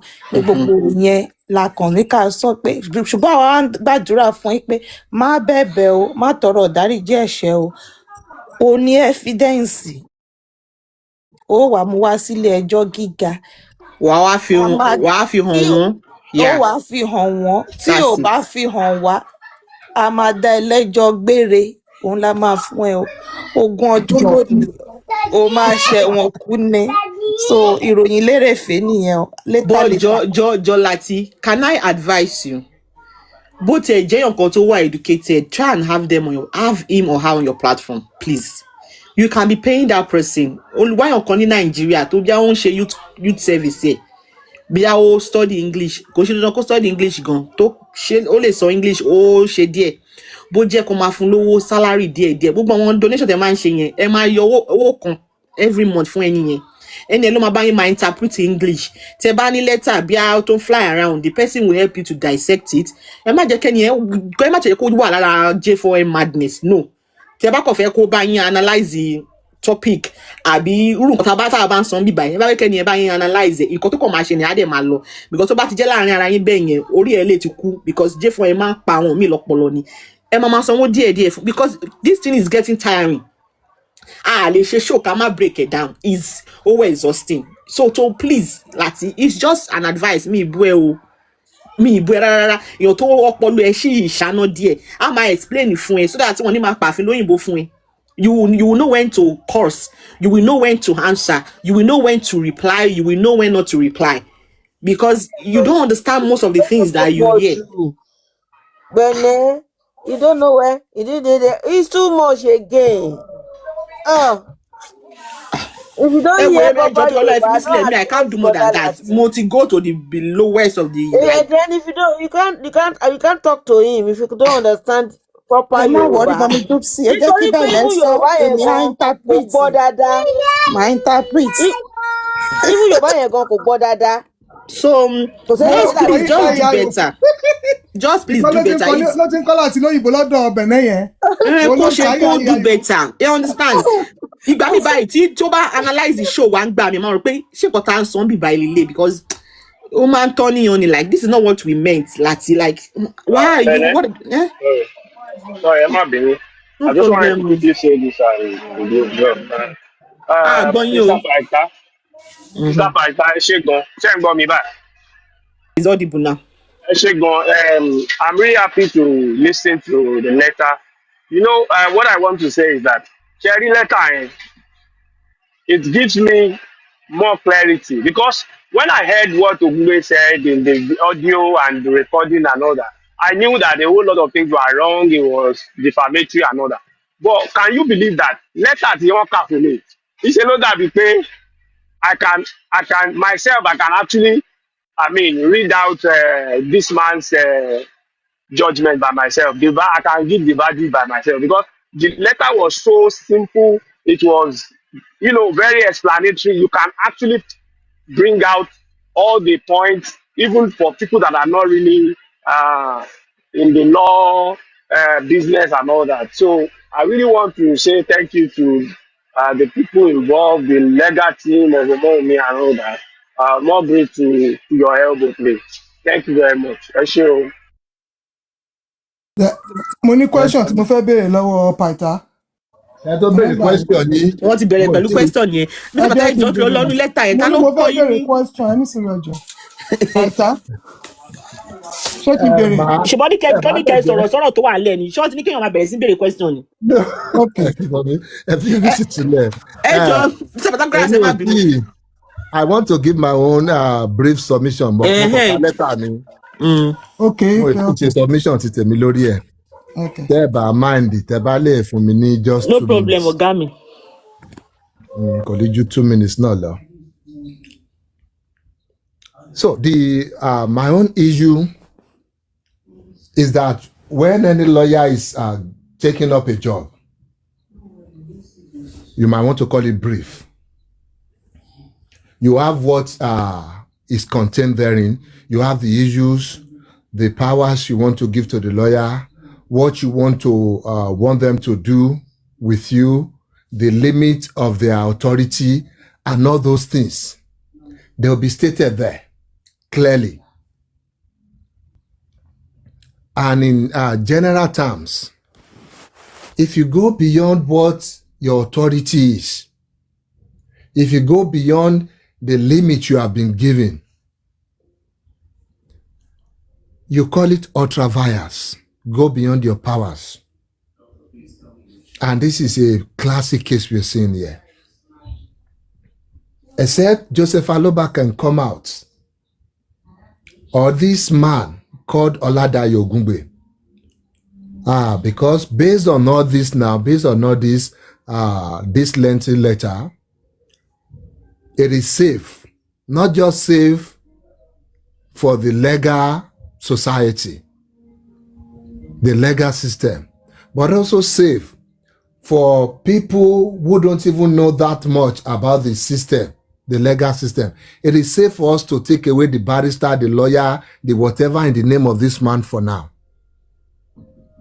until he can show some evidence to what he has said. Because imagine we calling him lawyer Ogungbe, lawyer Dayo. Somebody might still think, oh, this one still knows the ethics. This one is still a professional. Because that name should carry some professionalism. The name lawyer should come with some respect, some dignity, some restraint. But when you see somebody disgracing themselves online, the way Oladayo Ogungbe has disgraced himself, has been disgracing himself since this case started. You want to wonder where he went to school. Odumosu did not do, is he Odumosu? I would have put Odumosu no ni. She put Odumosu no lo was life in bang to best drag. Yeah, Odumosu ni now, right? It was Odumosu. Yeah. So Odumosu did not even do this much. I think that one only came to try and defend his name when they were dragging him here and there. And of course, yes, he spilled some things that should be between the lawyer and the client and things like that. That was unethical too. It's also unprofessional. But this guy crossed all the lines. I don't think he knew any line existed between you maintaining your brief and keeping true to your brief. What you have been engaging. I didn't know lawyers can also be engaged as bloggers. I didn't know lawyers, even in a case, they can become speakers. They can become the judge and the jury in a case. I didn't know that. This man, Dayo Ogungbe, is an absolute disgrace to the legal profession. That a lawyer will neglect the... See, you can even see that in that instance, you would even want to consider Joseph Aloba the lawyer. Because Joseph Aloba still maintains some level of restraint. Yeah, he composed himself better than the lawyer. I was impressed, to be honest.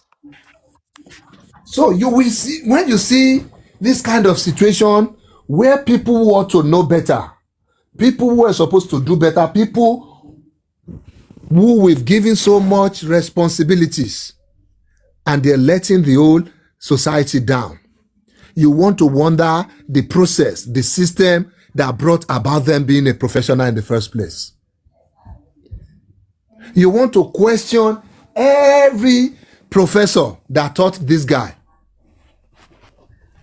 You want to question where he joined, where he started his trade as a lawyer from.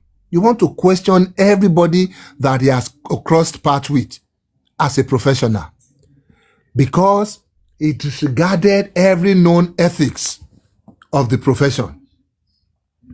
Your job is to counsel your clients.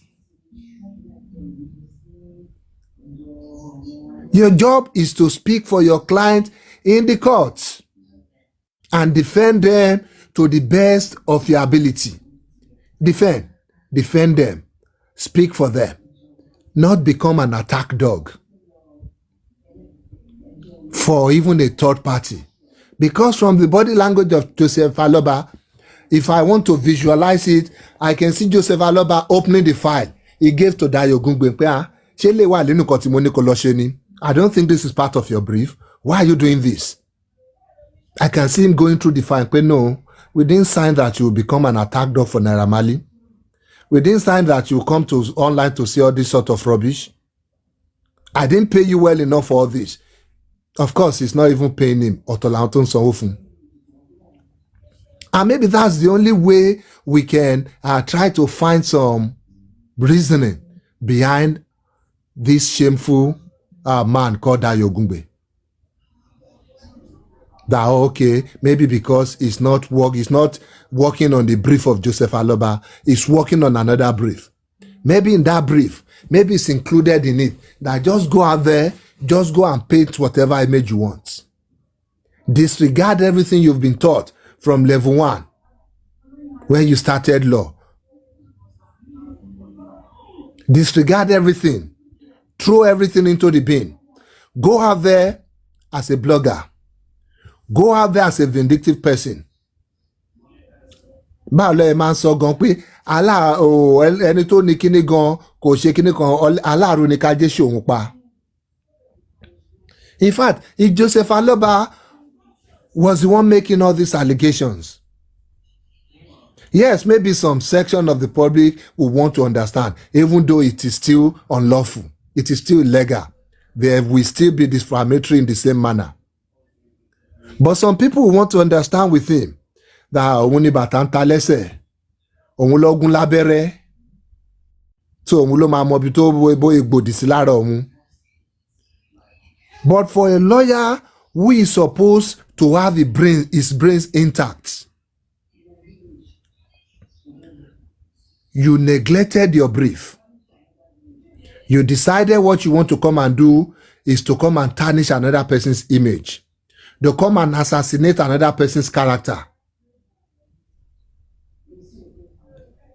When lawyers now become people making this kind of unfounded accusations online, it is not just dangerous, it is very, very dangerous. Because at the end of the day, what kind of society are we building? How will people even trust in the legal system if they see lawyers coming out here and there to come and throw this kind of baseless accusations at people? Lawyers cannot be seen involved in this kind of to create chaos like this. How can somebody come out to pronounce guilt when there's still a legal process going on? How can a lawyer, a professional, speak on a matter that is sub judice without any restraint whatsoever? How can a lawyer forget the implication of prejudicial statements and commentaries?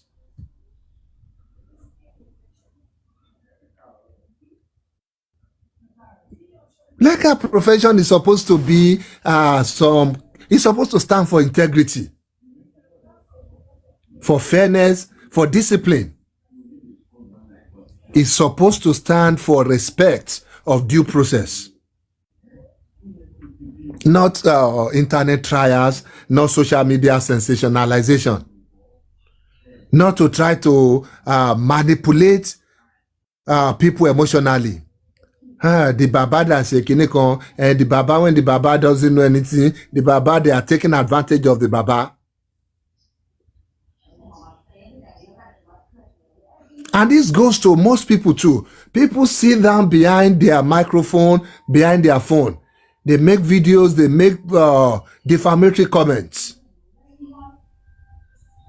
They don't think about the implication. And seeing these kind of things coming from a lawyer, it is very, very aggravating. It is so annoying. We must find a way of stopping this. And the only way, the tested way of doing this, is to hit them where it hurts, their pockets. And that's why Omo is on the right track here. If you want to make, if you want to postulate, if you want to bring theories in this kind of matter, you do that in the courtroom as a lawyer. That is where facts will be examined, not on the internet as a lawyer. Yes, the felon, the charlatans, the idiots like immunizer, and the rest, they can do that online. Or one of these days. but not for a lawyer. No matter how emotional invested you might be in a case, you should not even be to begin with. You're supposed to be a professional. You're supposed to keep your emotions intact. It is just a job for you. That is what it should be as a lawyer. It is just another job. You are not supposed to go into it with your emotions. That's why just last call for them to use themselves when they feel like, oh, they are emotionally invested in the case. You call it conflict. That, oh, if it will be. You won't be able to properly.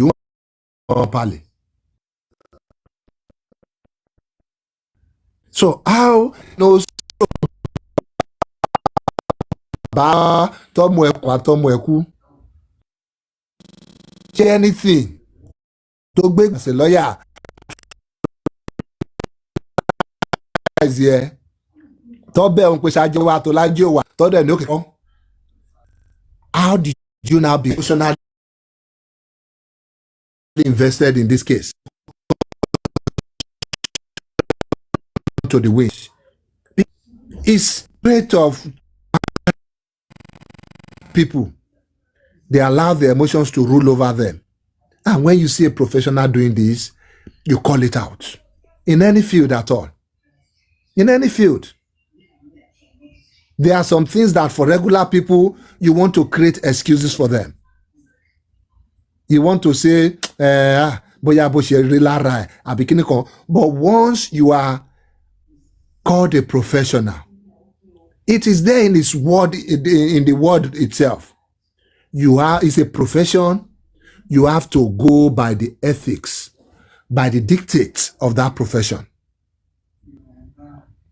So if lawyers are now the one fueling online hostilities, instead of calming tension, what kind of message is that sending?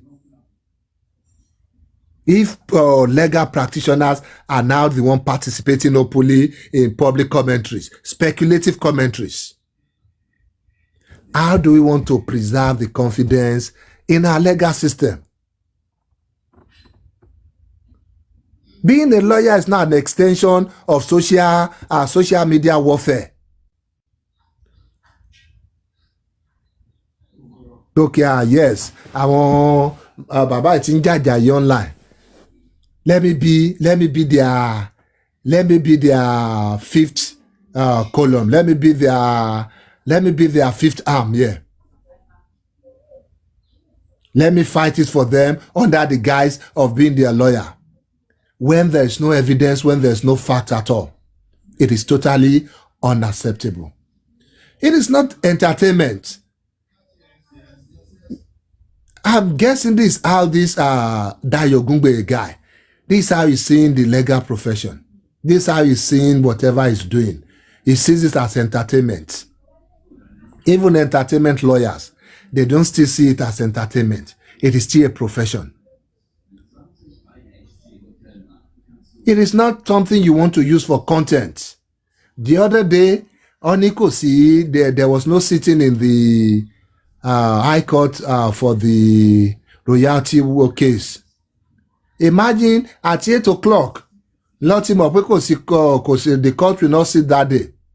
30 clerk it brief one when this guy Ogungbe was in the court. This guy had to wait for Joseph Aloba till around 12 or 1 in the afternoon. See court in bed just because ó fẹ́ ṣe content pẹ̀lú ẹ̀, ó fẹ́ bọ́ sí camera pẹ̀lú ẹ̀ láti lè sọ̀rọ̀. See how jobless that guy is for a lawyer. It looks like this is the only case to ní lọ́wọ́. This is the only client to ní lọ́wọ́. You now want to come out and give them a performance. Make Joseph Aloba can no longer convince his people that he's fighting a good cause anymore. You are the next artist in line. You are the next comedian. You are the next buffoon. that wants to come and display for them. Joker.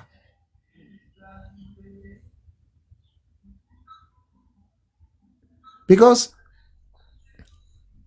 you come, you want people to use you, not even people, you're using yourself as an instrument of hatred, as an instrument to take away the integrity, the confidence from the legal system.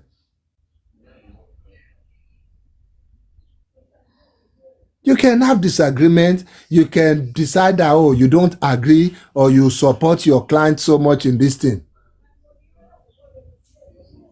You can continue the battle in court. That is what you're paid to do. Or that is what they paid you to do. We are not sure Joseph Aloba is paying you. There has to be boundaries. You have to show professionalism. Don't even show humanity this time around, because it looks like you lack it. There has to be professionalism. Fight it, but within the tenets of that profession, within the rules. It's uncommon when you see lawyers becoming lawless. When you see people who are supposed to know better acting foolishly, it's a thing of concern. When you see people throwing caution to the wind, it is very, very irresponsible. Not even from a lawyer. Everybody is watching. Everything you say, whether you like it or not, some people want to believe it. They want to trust it. If you now be the one to come and open your mouth in public without any facts, just come online to tell them stories, to rub their ego so that they can sleep well at night. You come online to weaponize stories that has no basis, that has no fact at all. And you want to say you're fighting for justice. Where's the evidence? Justice requires evidence. It requires fairness. It requires restraint. What happened to all these things? What happened to your brief? And you now come online to postulate, to make insinuations, innuendos, to say things, to twist facts. Who are you to declare people suspects? When a court of competent jurisdiction or authorities who have been empowered by the law to do that never declare them suspects. Who are you to declare a child bastard when no court has done that, when no court even has the right, the power to do that? Who are you, lawless ogungbe? You should be ashamed of yourself. Whoever is your mentor in the legal profession, they should know, by now they should know they have failed on you. You have people with integrity, that are not on the path of perdition like you. They call themselves to caution. This is the kind of hatchet job that Naira Marley and what's his name, Joseph Aloba, wanted to give to Sanshitu. And he withdrew from the case entirely. He took Sanshitu to Naira Marley on the brief when Kweshet. And the man won't okay, yes, I have disgraced myself enough. I will not lose all the respect that I have left to go down this rabbit hole, to now be your hatchet man. Go and get somebody else. I'm no longer interested in this. No, you cannot find somebody of my stature in this kind of situation. As a lawyer, it is unbecoming. It is unprofessional. It is a shame. It is a disgrace.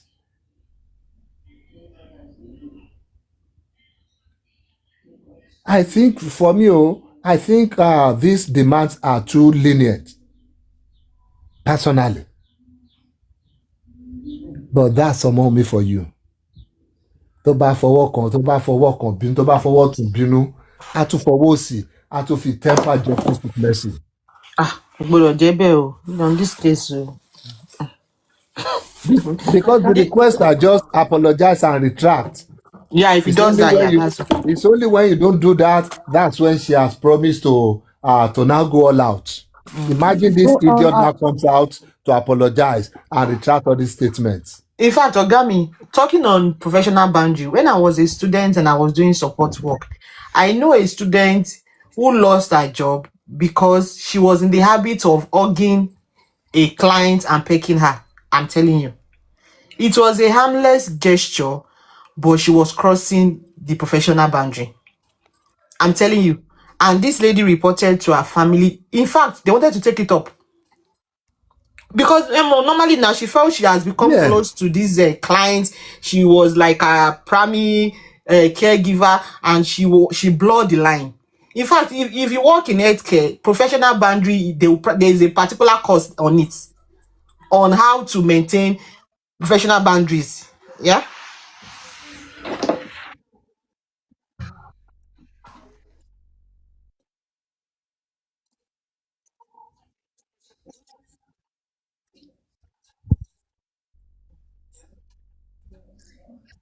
That they will have to report the matter to the Nigeria to the Bar Association. Because it borders around professionalism and ethics. You have rules of professional conduct, and this man has flouted every one of them. What is your business with postulation in the public? It's only when you cannot defend your own ground as a lawyer, that's when you go into the public, to the media, to start making baseless accusations. When, if you know the fact, you have the fact, what stops you from presenting them in the courts? What stops you from taking the battle to the courts? Yes. In a working society, would I be right to say they would actually by now ask him to sit out the case he's on, because he's sort of like jeopardized and shown his standing? If these people are right-thinking people, if Joseph Aloba knows what is good for him, he should distance himself from this kind of unprofessional, this tout.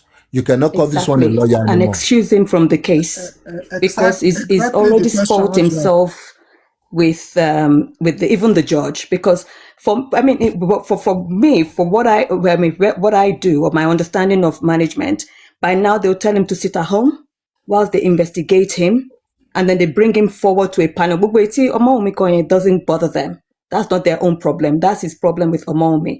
But his chamber, or whoever he works with, or the company he works with, ideally should set up a panel and launch a disciplinary against him. I think they want to put their company in disrepute. You know, Meta 5 Naira in chambers in Nigeria. I think he's a senior partner in his chamber too. So, be organimbe. Anybody can set up a chamber. Ogami. Chamber.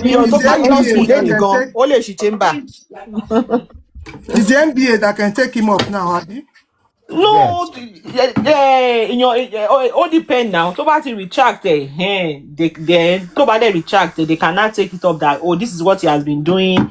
He has been whatever, the way Boshen comport in public, which is against the ethics. They can take it up from there. To be honest, anybody can own a chamber. Only Paris Law School, chamber, Lola. There's nothing special about it. I tell you that low gun. I can't buy only buy office kékeré kan, just one room office. Ọ̀gá mi ṣe mo parọ́ ni. I dey ra àwọn logbook díẹ̀. Practice from your own house. That's the case law. That's our case law. We made look on. Papa, tell you the question to me. Yes, ma'am. Yeah. Share with the Ogungbe lo handle paternity. Now what happen lo tun handle royal things. Okay. At least the paternity that we know. And there's an argument pẹ̀lú with me at even the judge they wanted to go and do it themselves. They should give them chemical. Now that he has come out to do this, will it be okay for the judge to see this and make him withdraw from this case? That it should, will it be right to say that it's not fit to represent in the case of paternity again, because he has a conclusion in his heart, and he has said it. He already had the conclusion that the paternity should be negative, because he already knows that that son is not for Mohbad in his own mind. Because he even said that there was a place, he has a convention where Omowumi said that the child did not belong to Mohbad. So is it possible that they made him withdraw from that? It should not be the one to represent, to have anything to do with paternity again? No, he's not the judge. He's not the judge. He doesn't, whatever opinion he has, does not have power to affect the outcome of the case. If he was to be a judge and he said what he said, then they can remove him from the case, but no, they can't. He's not a judge. You're right. Judge the naked client imam command representation to ban. Yeah. Oh, you want to ban lawyer, sack lawyer. It's not the judge place. Yeah.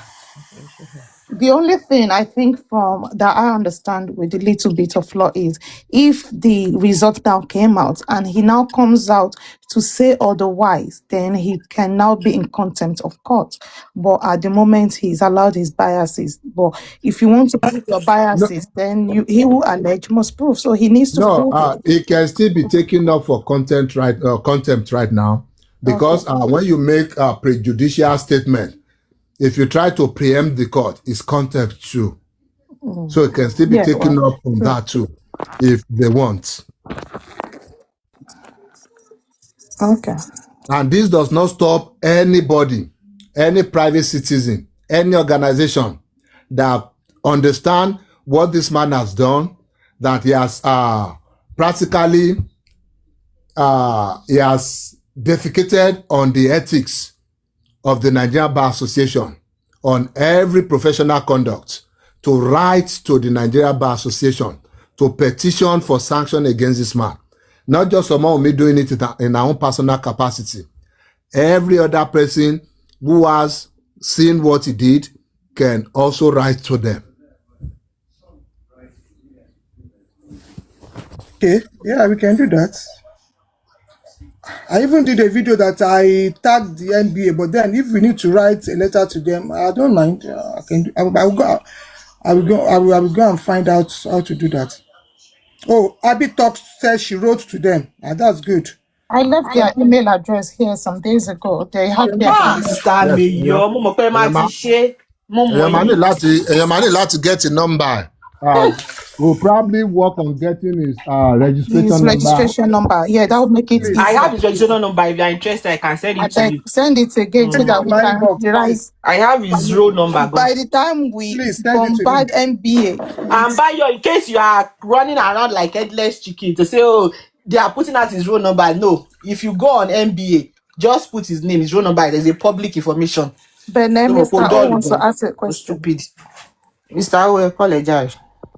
Yeah, good evening, panelists, Pythagoras. How are you? I'm good. How are you doing, sir? Yeah, not bad. A couple of questions. There is an ongoing criminal case with the nurse, which is well established. Yeah. So the question for you, panelists and Pythagoras, is this: what the likes of Bossman and Yomi, what investigation are they doing outside this ongoing criminal case? Because I seem to be confused in the ongoing criminal case where the DPP are prosecuting the nurse on same issue. The likes of Bossman and Yomi are saying there is a reopening of a case, there is a close of a case of same issue. Or are we talking about two separate issues here? Or I just want some clarification. I know the answer, but for the sake of the public, because I mean, sometimes we are not even talking enough on the criminal case for the nurse, which I think is in August or there. But if you can please just educate on what they are doing, which I know they are chasing shadows, and the ongoing criminal case, which the DPP and the police have established the nurse is going to face the music. If you can expatiate on that, I would really appreciate it, please. Yeah, thank you, sir. Whatever they're doing right now is just an academic exercise. It's media gymnastics. That is what you can describe it as. It doesn't change the fate of the nurse in the courts. That will not change her from providing herself with a good defense, and will not change the prosecution from putting out all the evidence against her. And if the judge finds in favor of the prosecution, ruling on the case and giving her the required and the appropriate punishment for it. But then, in law again, there's this loophole that allows for this kind of, educational, or should I call it academic exercise, where you want to say, oh, what if? But at the end of the day, it all comes down to what you can show, the evidence, the facts, what you can prove. You want to reopen a case that has never even been closed anyway, because there's a criminal prosecution going on. So, but say you want to reopen the investigation, maybe to include more suspects, or to take away some suspects, or the main suspects in this case. You have to show some specific evidence, facts. Not just, oh, they didn't do their job, they didn't investigate it properly. You have to point it out, you have to specify it. That is part of the rule in this method you're going about this. If you want to get another of mandamus to force the police to reinvestigate an issue they've already investigated, you have to provide a new lead. You have to provide a new fact. You have to tell them areas that they have not investigated, and that they will agree with you, and the court will see also that, yes, this particular area, this particular material fact, you have not examined it. That is the only time another of mandamus can be granted. You cannot just come, oh, the police didn't do their job well, the officers collected wine, the officers laughed with somebody said they embalmed his child, the officer said, those are not facts, those are not evidence. Somebody throw aṣọ dúdú àti kòkó dúdú into the grave, and they throw aṣọ funfun into the grave. And Ogami, please, hard to eat that. You still need to how will I put it? Table age koja. Because at the end of it all, age Loma decide. So you can do whatever investigation, whatever you have to do. Still need to come to the table of the age. They have to give a legal advice. Yeah. The Attorney General still need to decide on it. Yeah, because the crime is against the state. Murder case in Israel is against the state. And that's why I laugh whenever they say, oh, Mohbad doesn't have a lawyer. Hello, the office of the public prosecutor is representing Mohbad. Educate ara yin, because Mohbad all the time, especially Lati platform. Mohbad ò ní lawyer, Bọ̀dá Lati. Is it part of us? Lawyer. Bene, hold on. Is this Agbayaya? Is it part of us? I don't know these people. I've never seen the name before. I've seen the name somewhere, but I don't know what. He's saying because his comment is somehow. Is it part of us? Okay. Only part of us. So I think Mr. Pythagoras, sorry, Bene. So I think, Bayo and Lawyer Swegbe were going about the 21 lacunas.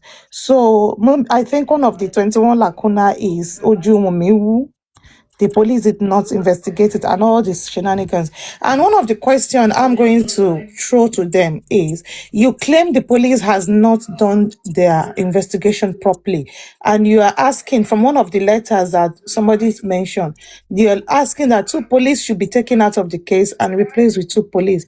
And my question to these fools are, so if the police are doing their investigation, are they coming on TikTok to show you how they are doing the investigation? Are they going to put a body cam like the American police and be going around? Now we are in Mobile Street, we are checking the door, it is street 5, apartment D.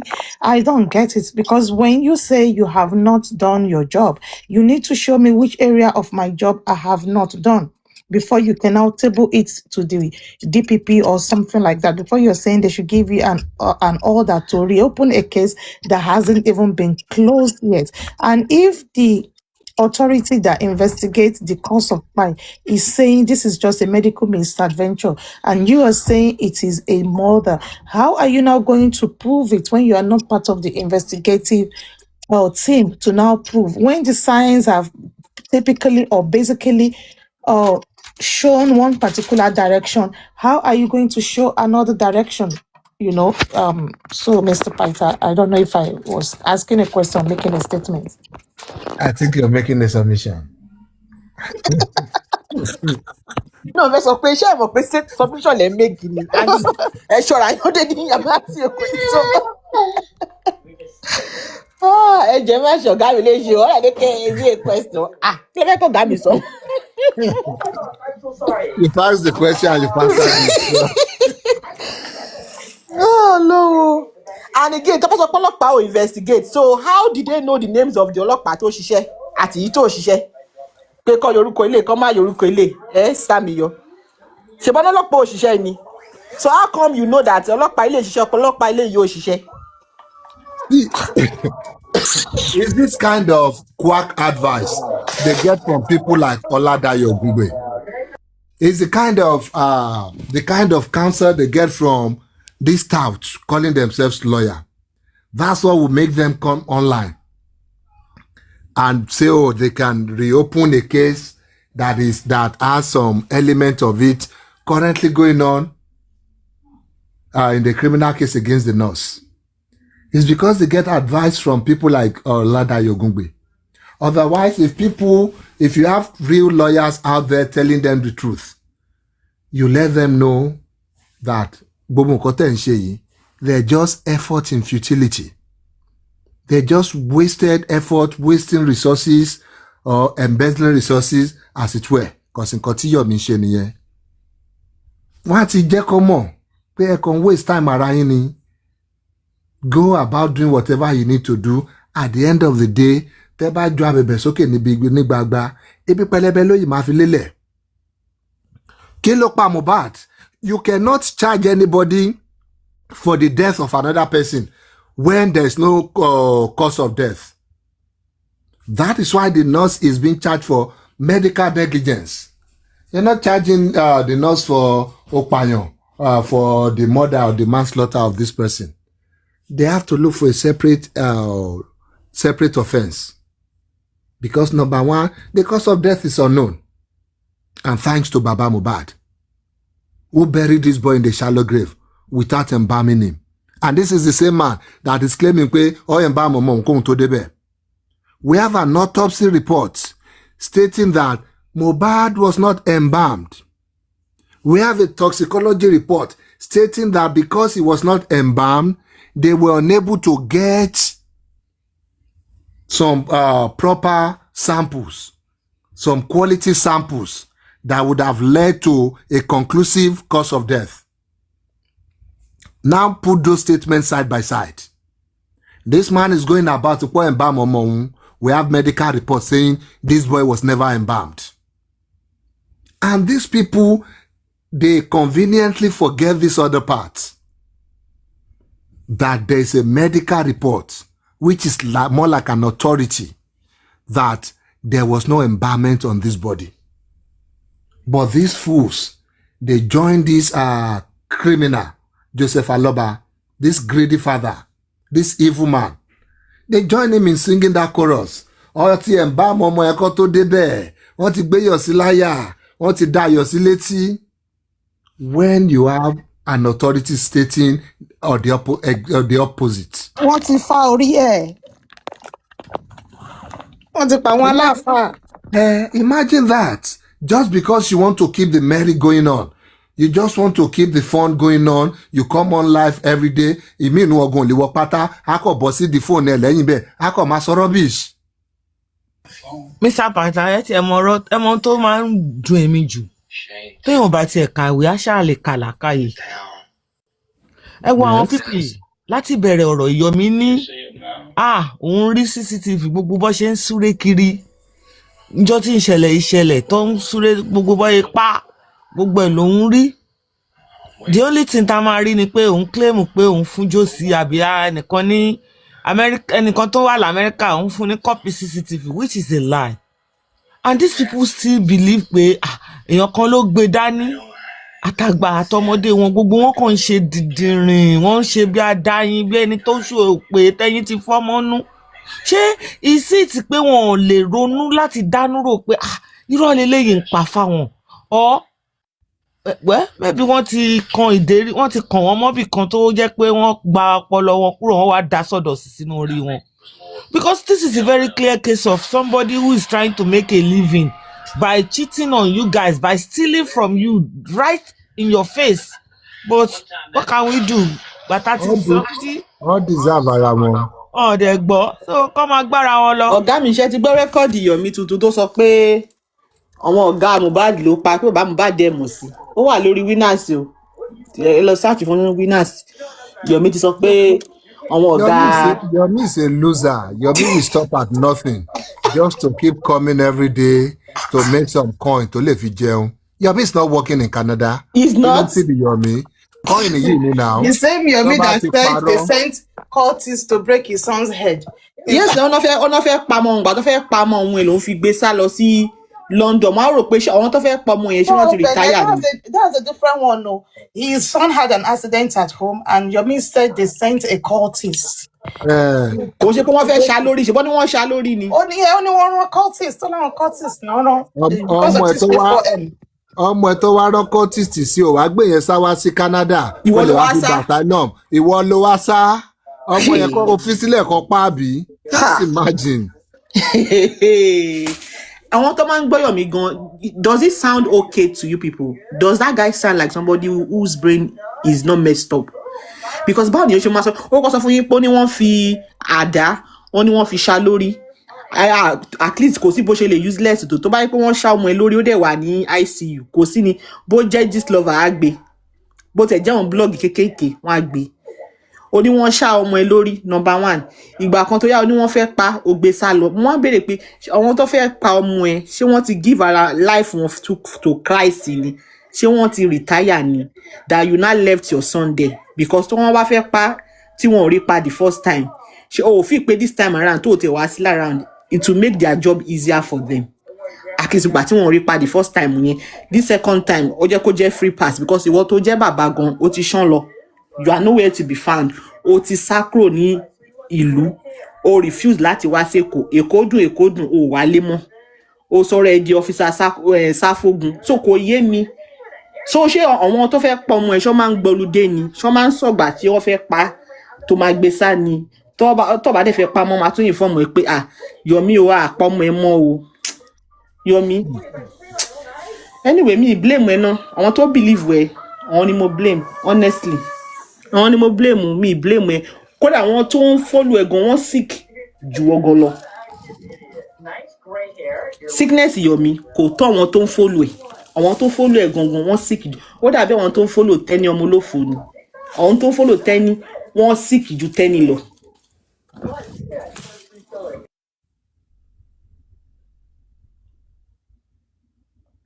Ọ̀nà tí Dayọ̀ fẹ́ gbégbà báyìí sí yìí. Ṣé Dayọ̀ máa wá apologize ni? Ṣé kò lè fọ́lẹ̀ hand àwọn fans wọn báyìí? Ẹ̀gbọ́n tó kọjá scarpage sọ ni pé ọ̀dọ́ wọn ti ń pe láìpẹ́ ni wọ́n pè lórí fóònù bíá wọ́n ní kí bíá kí Munizer wá join nǹkan Munizer ò gbé fóònù No, wọ́n ní kó wá ó lóun máa apologize but àwọn Báyọ̀ ní kò gbọ́dọ̀ apologize pé tó bá apologize wọ́n máa kọ́ lọ máa wá lọ́ọ̀yà mi ọ̀gá mi ṣé ẹ ní lọ́ọ̀yà kankan tó ní. nígbà ọ̀nà máa apologize kẹ. Yeah, nǹkan tẹ́ Escapade sọ fún wa nìyẹn. They are in a WhatsApp meeting báyìí o. Meeting inside meeting is happening now. Escapade come on. Apologize o jọ. Escapade come and give me this gist. Escapade ẹ wá sókè jọ ẹ ṣe máa dẹ́mọ̀ nìyẹn mi nǹkan tẹ̀ ń ṣe sáré. Come and give me this gist. Ẹ wá gist ọ̀gá mi jàre. Imagination bíi ti báwo. Is it being sarcastic? Ẹ kálẹ́ sà, ẹ kálẹ́ mà. Ẹ kálẹ́. Ẹ jọ̀ọ́ mo fẹ́ béèrè question kan ni sà because kẹ́ tó ka kinní fún wa, kẹ́ tó ka kinní Ògúngbè fún wa. Ẹ sọ nǹkan kan ẹ ní àwọn Yomi wọ́n ti ń gbé kéèsì pé bóyá wọ́n rí ẹ̀jẹ̀ lára Duvet lọ court. Now, tá bá gbé lọ court, ṣebí wọ́n máa invite àǹtí Ṣadé láti wá testify ní court àbí? Bẹ́ẹ̀ni. And at the end of the day recording ti wà táǹtí Ṣadé ti sọ pé àwọn ò wípé àwọn bínú ni ló jẹ́ káwọn sọ bẹ́ẹ̀. Bẹ́ẹ̀ni. So àǹtí Ṣadé náà ń lo ẹ̀wọ̀n báyìí. Irọ́ táǹtí Ṣadé ò bá ti parọ́ àǹtí Ṣadé ò tí sọ ẹni tí under oath.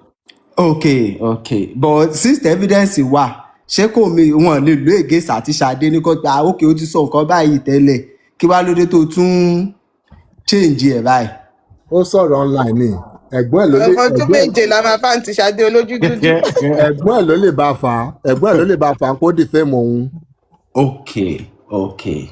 So nísì tó bá wá dé court bóyá sì táwọn yẹn ní kán wá testify pé ẹ rí Duvet tó wá dé court tán ní àwọn kan parọ́ ní báwọn ò rí Duvet táwọn yẹn wá play bí tó ti sọ pé okay o ṣé bẹ́ẹ̀ lẹ rí Duvet ní. Ọdẹ lóhun ò rí nìyẹn. Okay. Kò ṣáà sọ under oath náà. Kò sọ under oath ó lè sọ pé kódà gan òun máa ń lògùn ògùn tóun lò lọ́jọ́ yẹn ó bọ́ sódì lára. Bẹ́ẹ̀ni kọ́sítọ́mù àti Ṣadé ni ọ̀gá tó kù kí ó sọ. Ọ̀gá mi tí mo parọ́ ni. Ó ní Ṣadé lọ sí ohun tóun máa ń lò. Ó máa ń lògùn wèrè. Ẹ ṣe gan sa question mi nìyẹn. Ṣadé lẹ́yìn bá wá ń tì í. Ẹ jọ sẹ́lẹ̀ pẹ̀ mọ́ mi yẹ́ mi ti ṣe mo parọ́ ni. Ẹ jẹ́ ní sùúrù kó fún bẹ́ẹ̀ kíní ìkọ̀ọ̀kan wà tí Paita sọ nínú nǹkan tí wọ́n ṣe ń gbà tán rí díẹ̀ ní àbí nígbà tán sọ̀rọ̀. Ṣùgbọ́n Joseph Aloba ẹni ìfibú ni Joseph Aloba o. Paita Joseph Aloba mú Sanṣítù lọ sí ọ̀dọ̀ NM. Nǹkan báyìí mo fẹ́ kẹ́ ṣe fún ọmọ mi. Bàbá tí ò kí ń ṣòun ló bí Mohbad tí ò tọ́ mọ́. Àwọn ti já mi bọ́ ni. Tí ò tọ́ mọ́ Liam ó ní láyé òun ò lè ṣerú ẹ̀. Joseph Aloba ẹni fíbú ni ẹ o. Èèyàn tó mú ayé nira fún ọmọ ẹ ó tún wá kò náìfù pọ̀ fún láti tún mú ayé nira fún ọmọ ẹ. Eléyìí jọ mí lójú o. Ó mú lọ́yà ó mú mọ̀mí yẹn ní ẹjẹ́ àṣì fi gbogbo emotion yẹn sílẹ̀. Mr. Pàtó dáhùn ní sábà ṣàìlẹ̀ wà ní àwọn àti gbé yín o ti pẹ́. Bẹ́ẹ̀ torí tí mo ṣe wá sókè máa bọ́lẹ̀ sí yọ̀dí tẹ̀ sọ pé ó ní wọ́n fẹ́ gbẹ̀mí ọmọ òun. Èmi mọ̀ pé client yìí ni Yọ̀mí. Ṣé àmọ́ kan tó ṣọmọ Yọ̀dí lórí ṣá? Kí ni? Bléèdì fáànù ló gé orí ọmọ Yọ̀dí o. Ẹ̀rọ káàmù kékèké máa fò bléèdì fáànù ló gé orí. Wàhálà mi ìṣeré o. Ṣé òkè ṣé òun wá ní àdá ni? Bẹ́ẹ̀ náà ó mọ̀ ni dáńkọ́ tó ṣẹlẹ̀ nìyẹn náà. Nǹkan tó ṣe ọmọ ẹ̀ nìyẹn o. Èmi ò mọ̀ wọ́n padà ṣá wọ́n wá sọ pé tọmọ yẹn bá sọ tòótọ́ máa gbẹ̀mí ẹ̀ wọ́n wá lọ fẹ́ gbẹ̀mí. Okay, but ẹni sùúrù. Wọ́n fò pé bléèdì ni fáànù ló gé lórí irọ́ dẹ̀ ni wọ́n sọ pé kó má sọ tòótọ́ fóun ni nǹkan kan. Ìmọ̀ pé mọ̀ mo ṣe wá òun jẹ sáré sókè wá sọ fún Bẹ̀nẹ́ o. God's heritage èmi mọ̀ pé client yín ni Yọ̀mí ibi tó bá ti ń bú Yọ̀mí kọ́ṣà ti lọ wá yín ọ̀rọ̀ Yọ̀mí ní problem ti yín. Màá tó ṣé kéèyàn tún ṣoore ní sí ṣé ó dà. No ẹni tí bá gbọ́ lẹ́nu yín pa Yọ̀mí 100 ni mi ń yiri ẹ̀ wò pé God's heritage o no mi ń yiri ẹ̀ wò ẹ̀yin àti flaky mi ń yiri ẹ̀ wò tẹ bá sọ pa Yọ̀mí bá bẹ́ẹ̀ ni. So Bẹ̀nẹ́ ò mọ̀ pé ó ní àbúrò òun ní cultist tó ń lò against òun tó wá ṣàmọ̀ òun lórí. ẹjọ́ sàmìyàn ẹjọ́ ẹ má parọ́ ọmọ yọ mi ìgbà ó ló sọ gbélé. Wàláì. Sorry, bẹ̀rẹ̀ má bínú. Mo tó fẹ́ chip in ẹyọ kan yìí. Sọ bóyá Ògúngbè ti gba lẹ́tà yẹn àbí kò tí gbà. Ó ti gbà. Okay. So counting 7 days àwọn èèyàn fẹ́ mọ̀gbà tó fẹ́ bẹ̀rẹ̀. Mo rí woman ẹ̀ lẹ́sàlẹ̀ everything by Tèmítọ́pẹ́ sí and spam ẹ̀ pípa ní 7 days máa bẹ̀rẹ̀. àní ìka ní tèmi platform Mr. Paita ìka ló pọ̀ jù ń bí bá ìṣe àní wọ́n tún kọ́ ni. lẹ́tà wo náà tún pín báyìí. Okay, mi ìmọ̀ pọ́n ti sọ mi ìmọ̀ pọ́n ti Mo sọ. sọ láti bẹ̀rẹ̀ fún acknowledge Sátẹ́mi wọ́n dẹ̀ tẹnu mọ́ pé ìgbà òní 7 days okay. yẹn àwọn fẹ́ bẹ̀rẹ̀ sí ń kà á wọ́n ní báwo lè ṣe wicked ń bí báyìí. ẹ dákun báwo lè lẹ́tà ṣe wo náà wicked tún ń bí pín báyìí. 7 days èmi ò sí nílé. Àbóyá ká máa rí kọ́ọ̀pù fún yín létà. Lọ́ọ̀yà aṣọ ẹgbẹ́ ti gba lẹ́tà. Mèyọ ẹ má jẹ́ ń sùn lé ẹjọ́ tó ọlọ́ ìgbé mi débẹ̀. Lọ́ọ̀yà aṣọ ẹgbẹ́ ti gba lẹ́tà. Wọ́n máa pè sílé ẹjọ́ gíga ní ọjọ́ méje. Bí ẹ kọ́ lẹ́tà. Bóyá Wọ́n ti ti bà. gbogbo ohun tó sọ yóò wá sọ níwájú. Ìjọwọ́ kí ló tí ì sọ? Kí ló tí ì sọ? Àyọ̀ ni òun ọ̀ṣọ́ ọ̀nà. Ó máa lọ sí ilé ẹjọ́ gíga, á lọ bẹ àwọn adájọ́ àgbà. bó ẹjọ́ Sàmìyàn jẹ́ má bínú ìgbà ó ní gbogbo ìjọ mi sọ gbogbo ilé bó mo ti lè lọ. Ó ti pẹ́ o, ó ti pẹ́. Nígbà tọ́wọ́ yẹn ṣẹ̀ṣẹ̀ ṣẹlẹ̀, ìyá ọmọ yẹn pè lórí fídíò kọ̀. Okay. Yọ̀dí wá rìkọ̀dù ẹ̀. Ìyá ọmọ yẹn pè nígbà tó ń gbé ọmọ yẹn lọ sí hospital. Ó ṣe fídíò kọ̀ pé kó wò ó pé ọmọ yẹn fi orí bẹ́ fàánù kìíní kan. Ìyá ẹ̀ tiẹ̀ ó dà pọ̀ tiẹ̀ ń ké gan. Yọ̀dí wá ń bi ọmọ pé ṣé wọ́n sọ pé kó má ọmọ kékeré tẹ bá ti ọ̀sí lẹ́nu pé did they tell you not to tell me? Kọ́mọ wá sọ pé yes. Ẹ mọ ọ̀rọ̀ ọmọ ọdún 3. Ó ní Yọ̀dí bá ó rìkọ́dù fúnra ẹ̀ náà ló tún wá play fídíò yẹn fún wa o. Mi ì pa ọ́ o. Fún Àbáyọ̀dí àwọn náà wá play fún wa bí ta jókòó sí jẹ́jẹ́jẹ́. Ọmọ yẹn fi wọ́n jọ Yọ̀dí ní ẹ̀mọ̀ pé Yọ̀dí náà ń dúró sójú kan. Ọmọ yẹn jẹ ogún wọ̀nràn lára bàbá ẹ̀. Ó tẹ̀ orí yẹn lọ bàbá ẹ̀. Yomi ti fura. So nǹkan tẹ́ ẹ̀ ń sọ ni pé so Yomi fẹ́ fi ọmọ ẹ̀ gba fracas. Nǹkan tẹ́ ẹ̀ ń sọ ni. Kí lẹ̀ ń sọ? Ó fẹ́ fi gba asylum fracas bíi ti bò. Oh God Almighty. Ẹ̀yìn ìgbà ẹ̀ ló wá sí ṣòkú ọmọ yẹn tó wó ó bù tòbòtòbò báyìí ni. Yomi, that's too low of you. That's too low. That's too low. Mr. Paita ṣáà ti ṣọ̀rọ̀ lọ́ọ̀yà tán ni wàhálẹ̀ tí wàá ń ṣe gbọ́nmi-sí-omi ò tó ń sàlẹ̀ ń bẹ̀ yẹn. Ẹ já sọ̀rọ̀ lọ́ọ̀yà sọ ẹgbẹ́ tọ́kẹ́ tó máa ṣe pátá ní òde. Ẹ jọ Mr. Paita mọ̀ dákẹ́ lórí ọ̀rọ̀ lọ́ọ̀yà. Ẹ tẹ́ mọ́ wà distracted. Bísí mi dá agent of fornication. Bísí mi dá agent of fornication bó ṣe wà. Òun àti Delilah wọ́n jọ ń jẹ wọ́n jọ ń mu ni. Apprentice Delilah. Àmà mi sí ẹ mọ́ra wọn náà ni. Apprentice Delilah wa ni. gbàgbára Samson yìí o. Ó ti kó máa bọ̀ kó wá fà mí lórí jàre. Èyí Ọlọ́run ló máa dà fún yín o. Sísá Tẹ́mi sẹ́yìn ò sí bẹ́ẹ̀ Ẹ̀yin àti mọ́mí ẹni Ọlọ́run ló máa dà fún yín àtẹ̀yìn burú èmi nìkan ni mi sí ń bẹ̀. Ẹ̀dẹ̀ jábàdà láti ládùúgbò ẹgbà yẹn. Ọlọ́run máa dà o. Ọ̀rọ̀ yẹn ti pọ̀ jù. Mo ń gbọ́ bọ́ ṣe ń bẹ ṣe ẹ̀yin náà wà ń bẹ̀ náà. Ẹ̀yin náà wà ń bẹ̀ mo gbóhùn yín. Èmi ò sí ẹgbà bọ̀ Ìzè láì mo gbóhùn yín. Ẹ̀yin náà padà wọlé ẹ padà sọ̀rọ̀. Alẹ́ ní kọ́ ẹ̀ àìló sọ̀ọ̀sẹ̀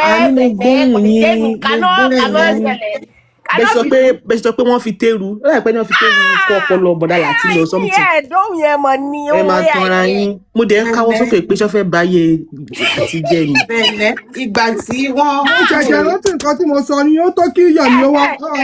Bísí mi dada come and fornicate here just go down to comment section. Mr. Paita drop fún wa jẹ́wọ́ ẹ̀jẹ̀ ó yá mọ́ mi obìnrin. jẹ́wọ́ ẹ̀jẹ̀. Ó dà pé mo sọ wípé tó bá ti tajà láàárọ̀ owó tó bá kọ́kọ́ gbà wọ́n máa fi ra orí. Kò drag yìí. Ẹ ti ń jẹ́wọ́ bọ̀ díẹ̀ díẹ̀. Ẹ wá lọ bí ọ sọ́wọ́. Ó yá ọ̀fẹ́ tó jẹ́wọ́ ẹ̀jẹ̀ Official time.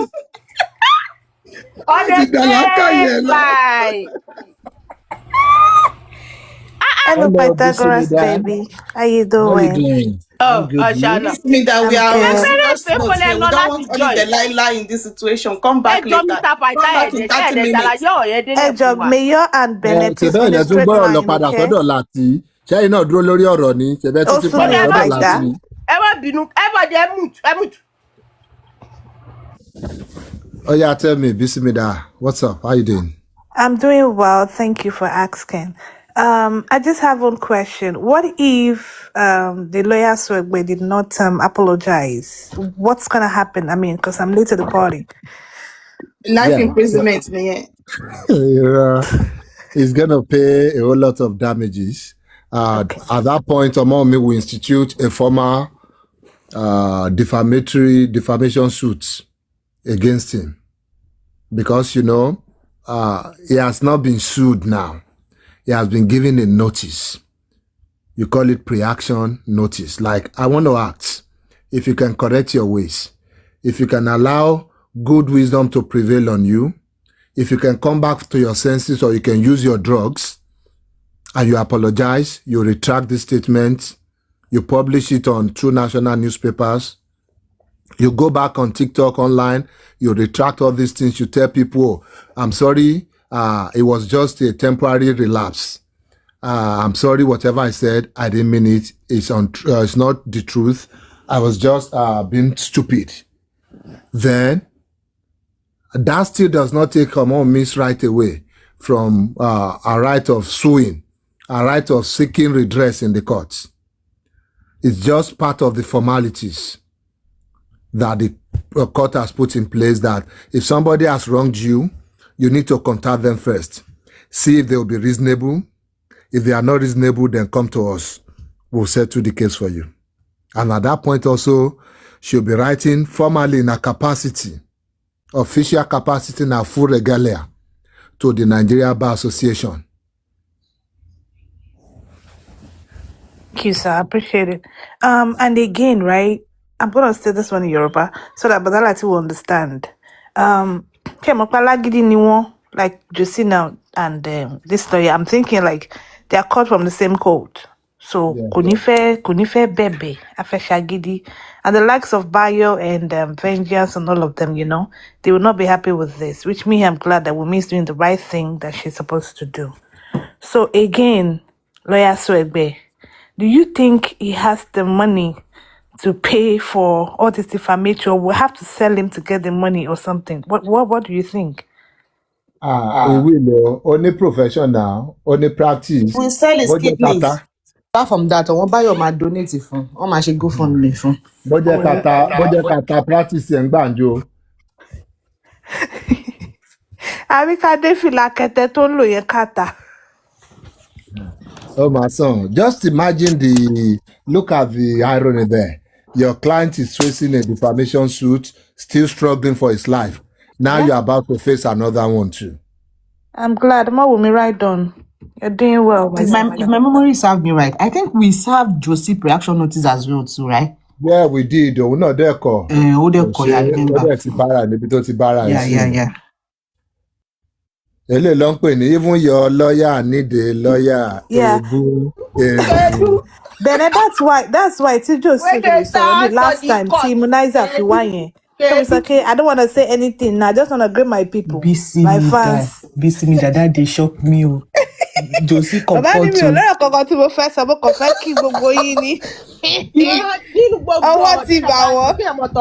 you.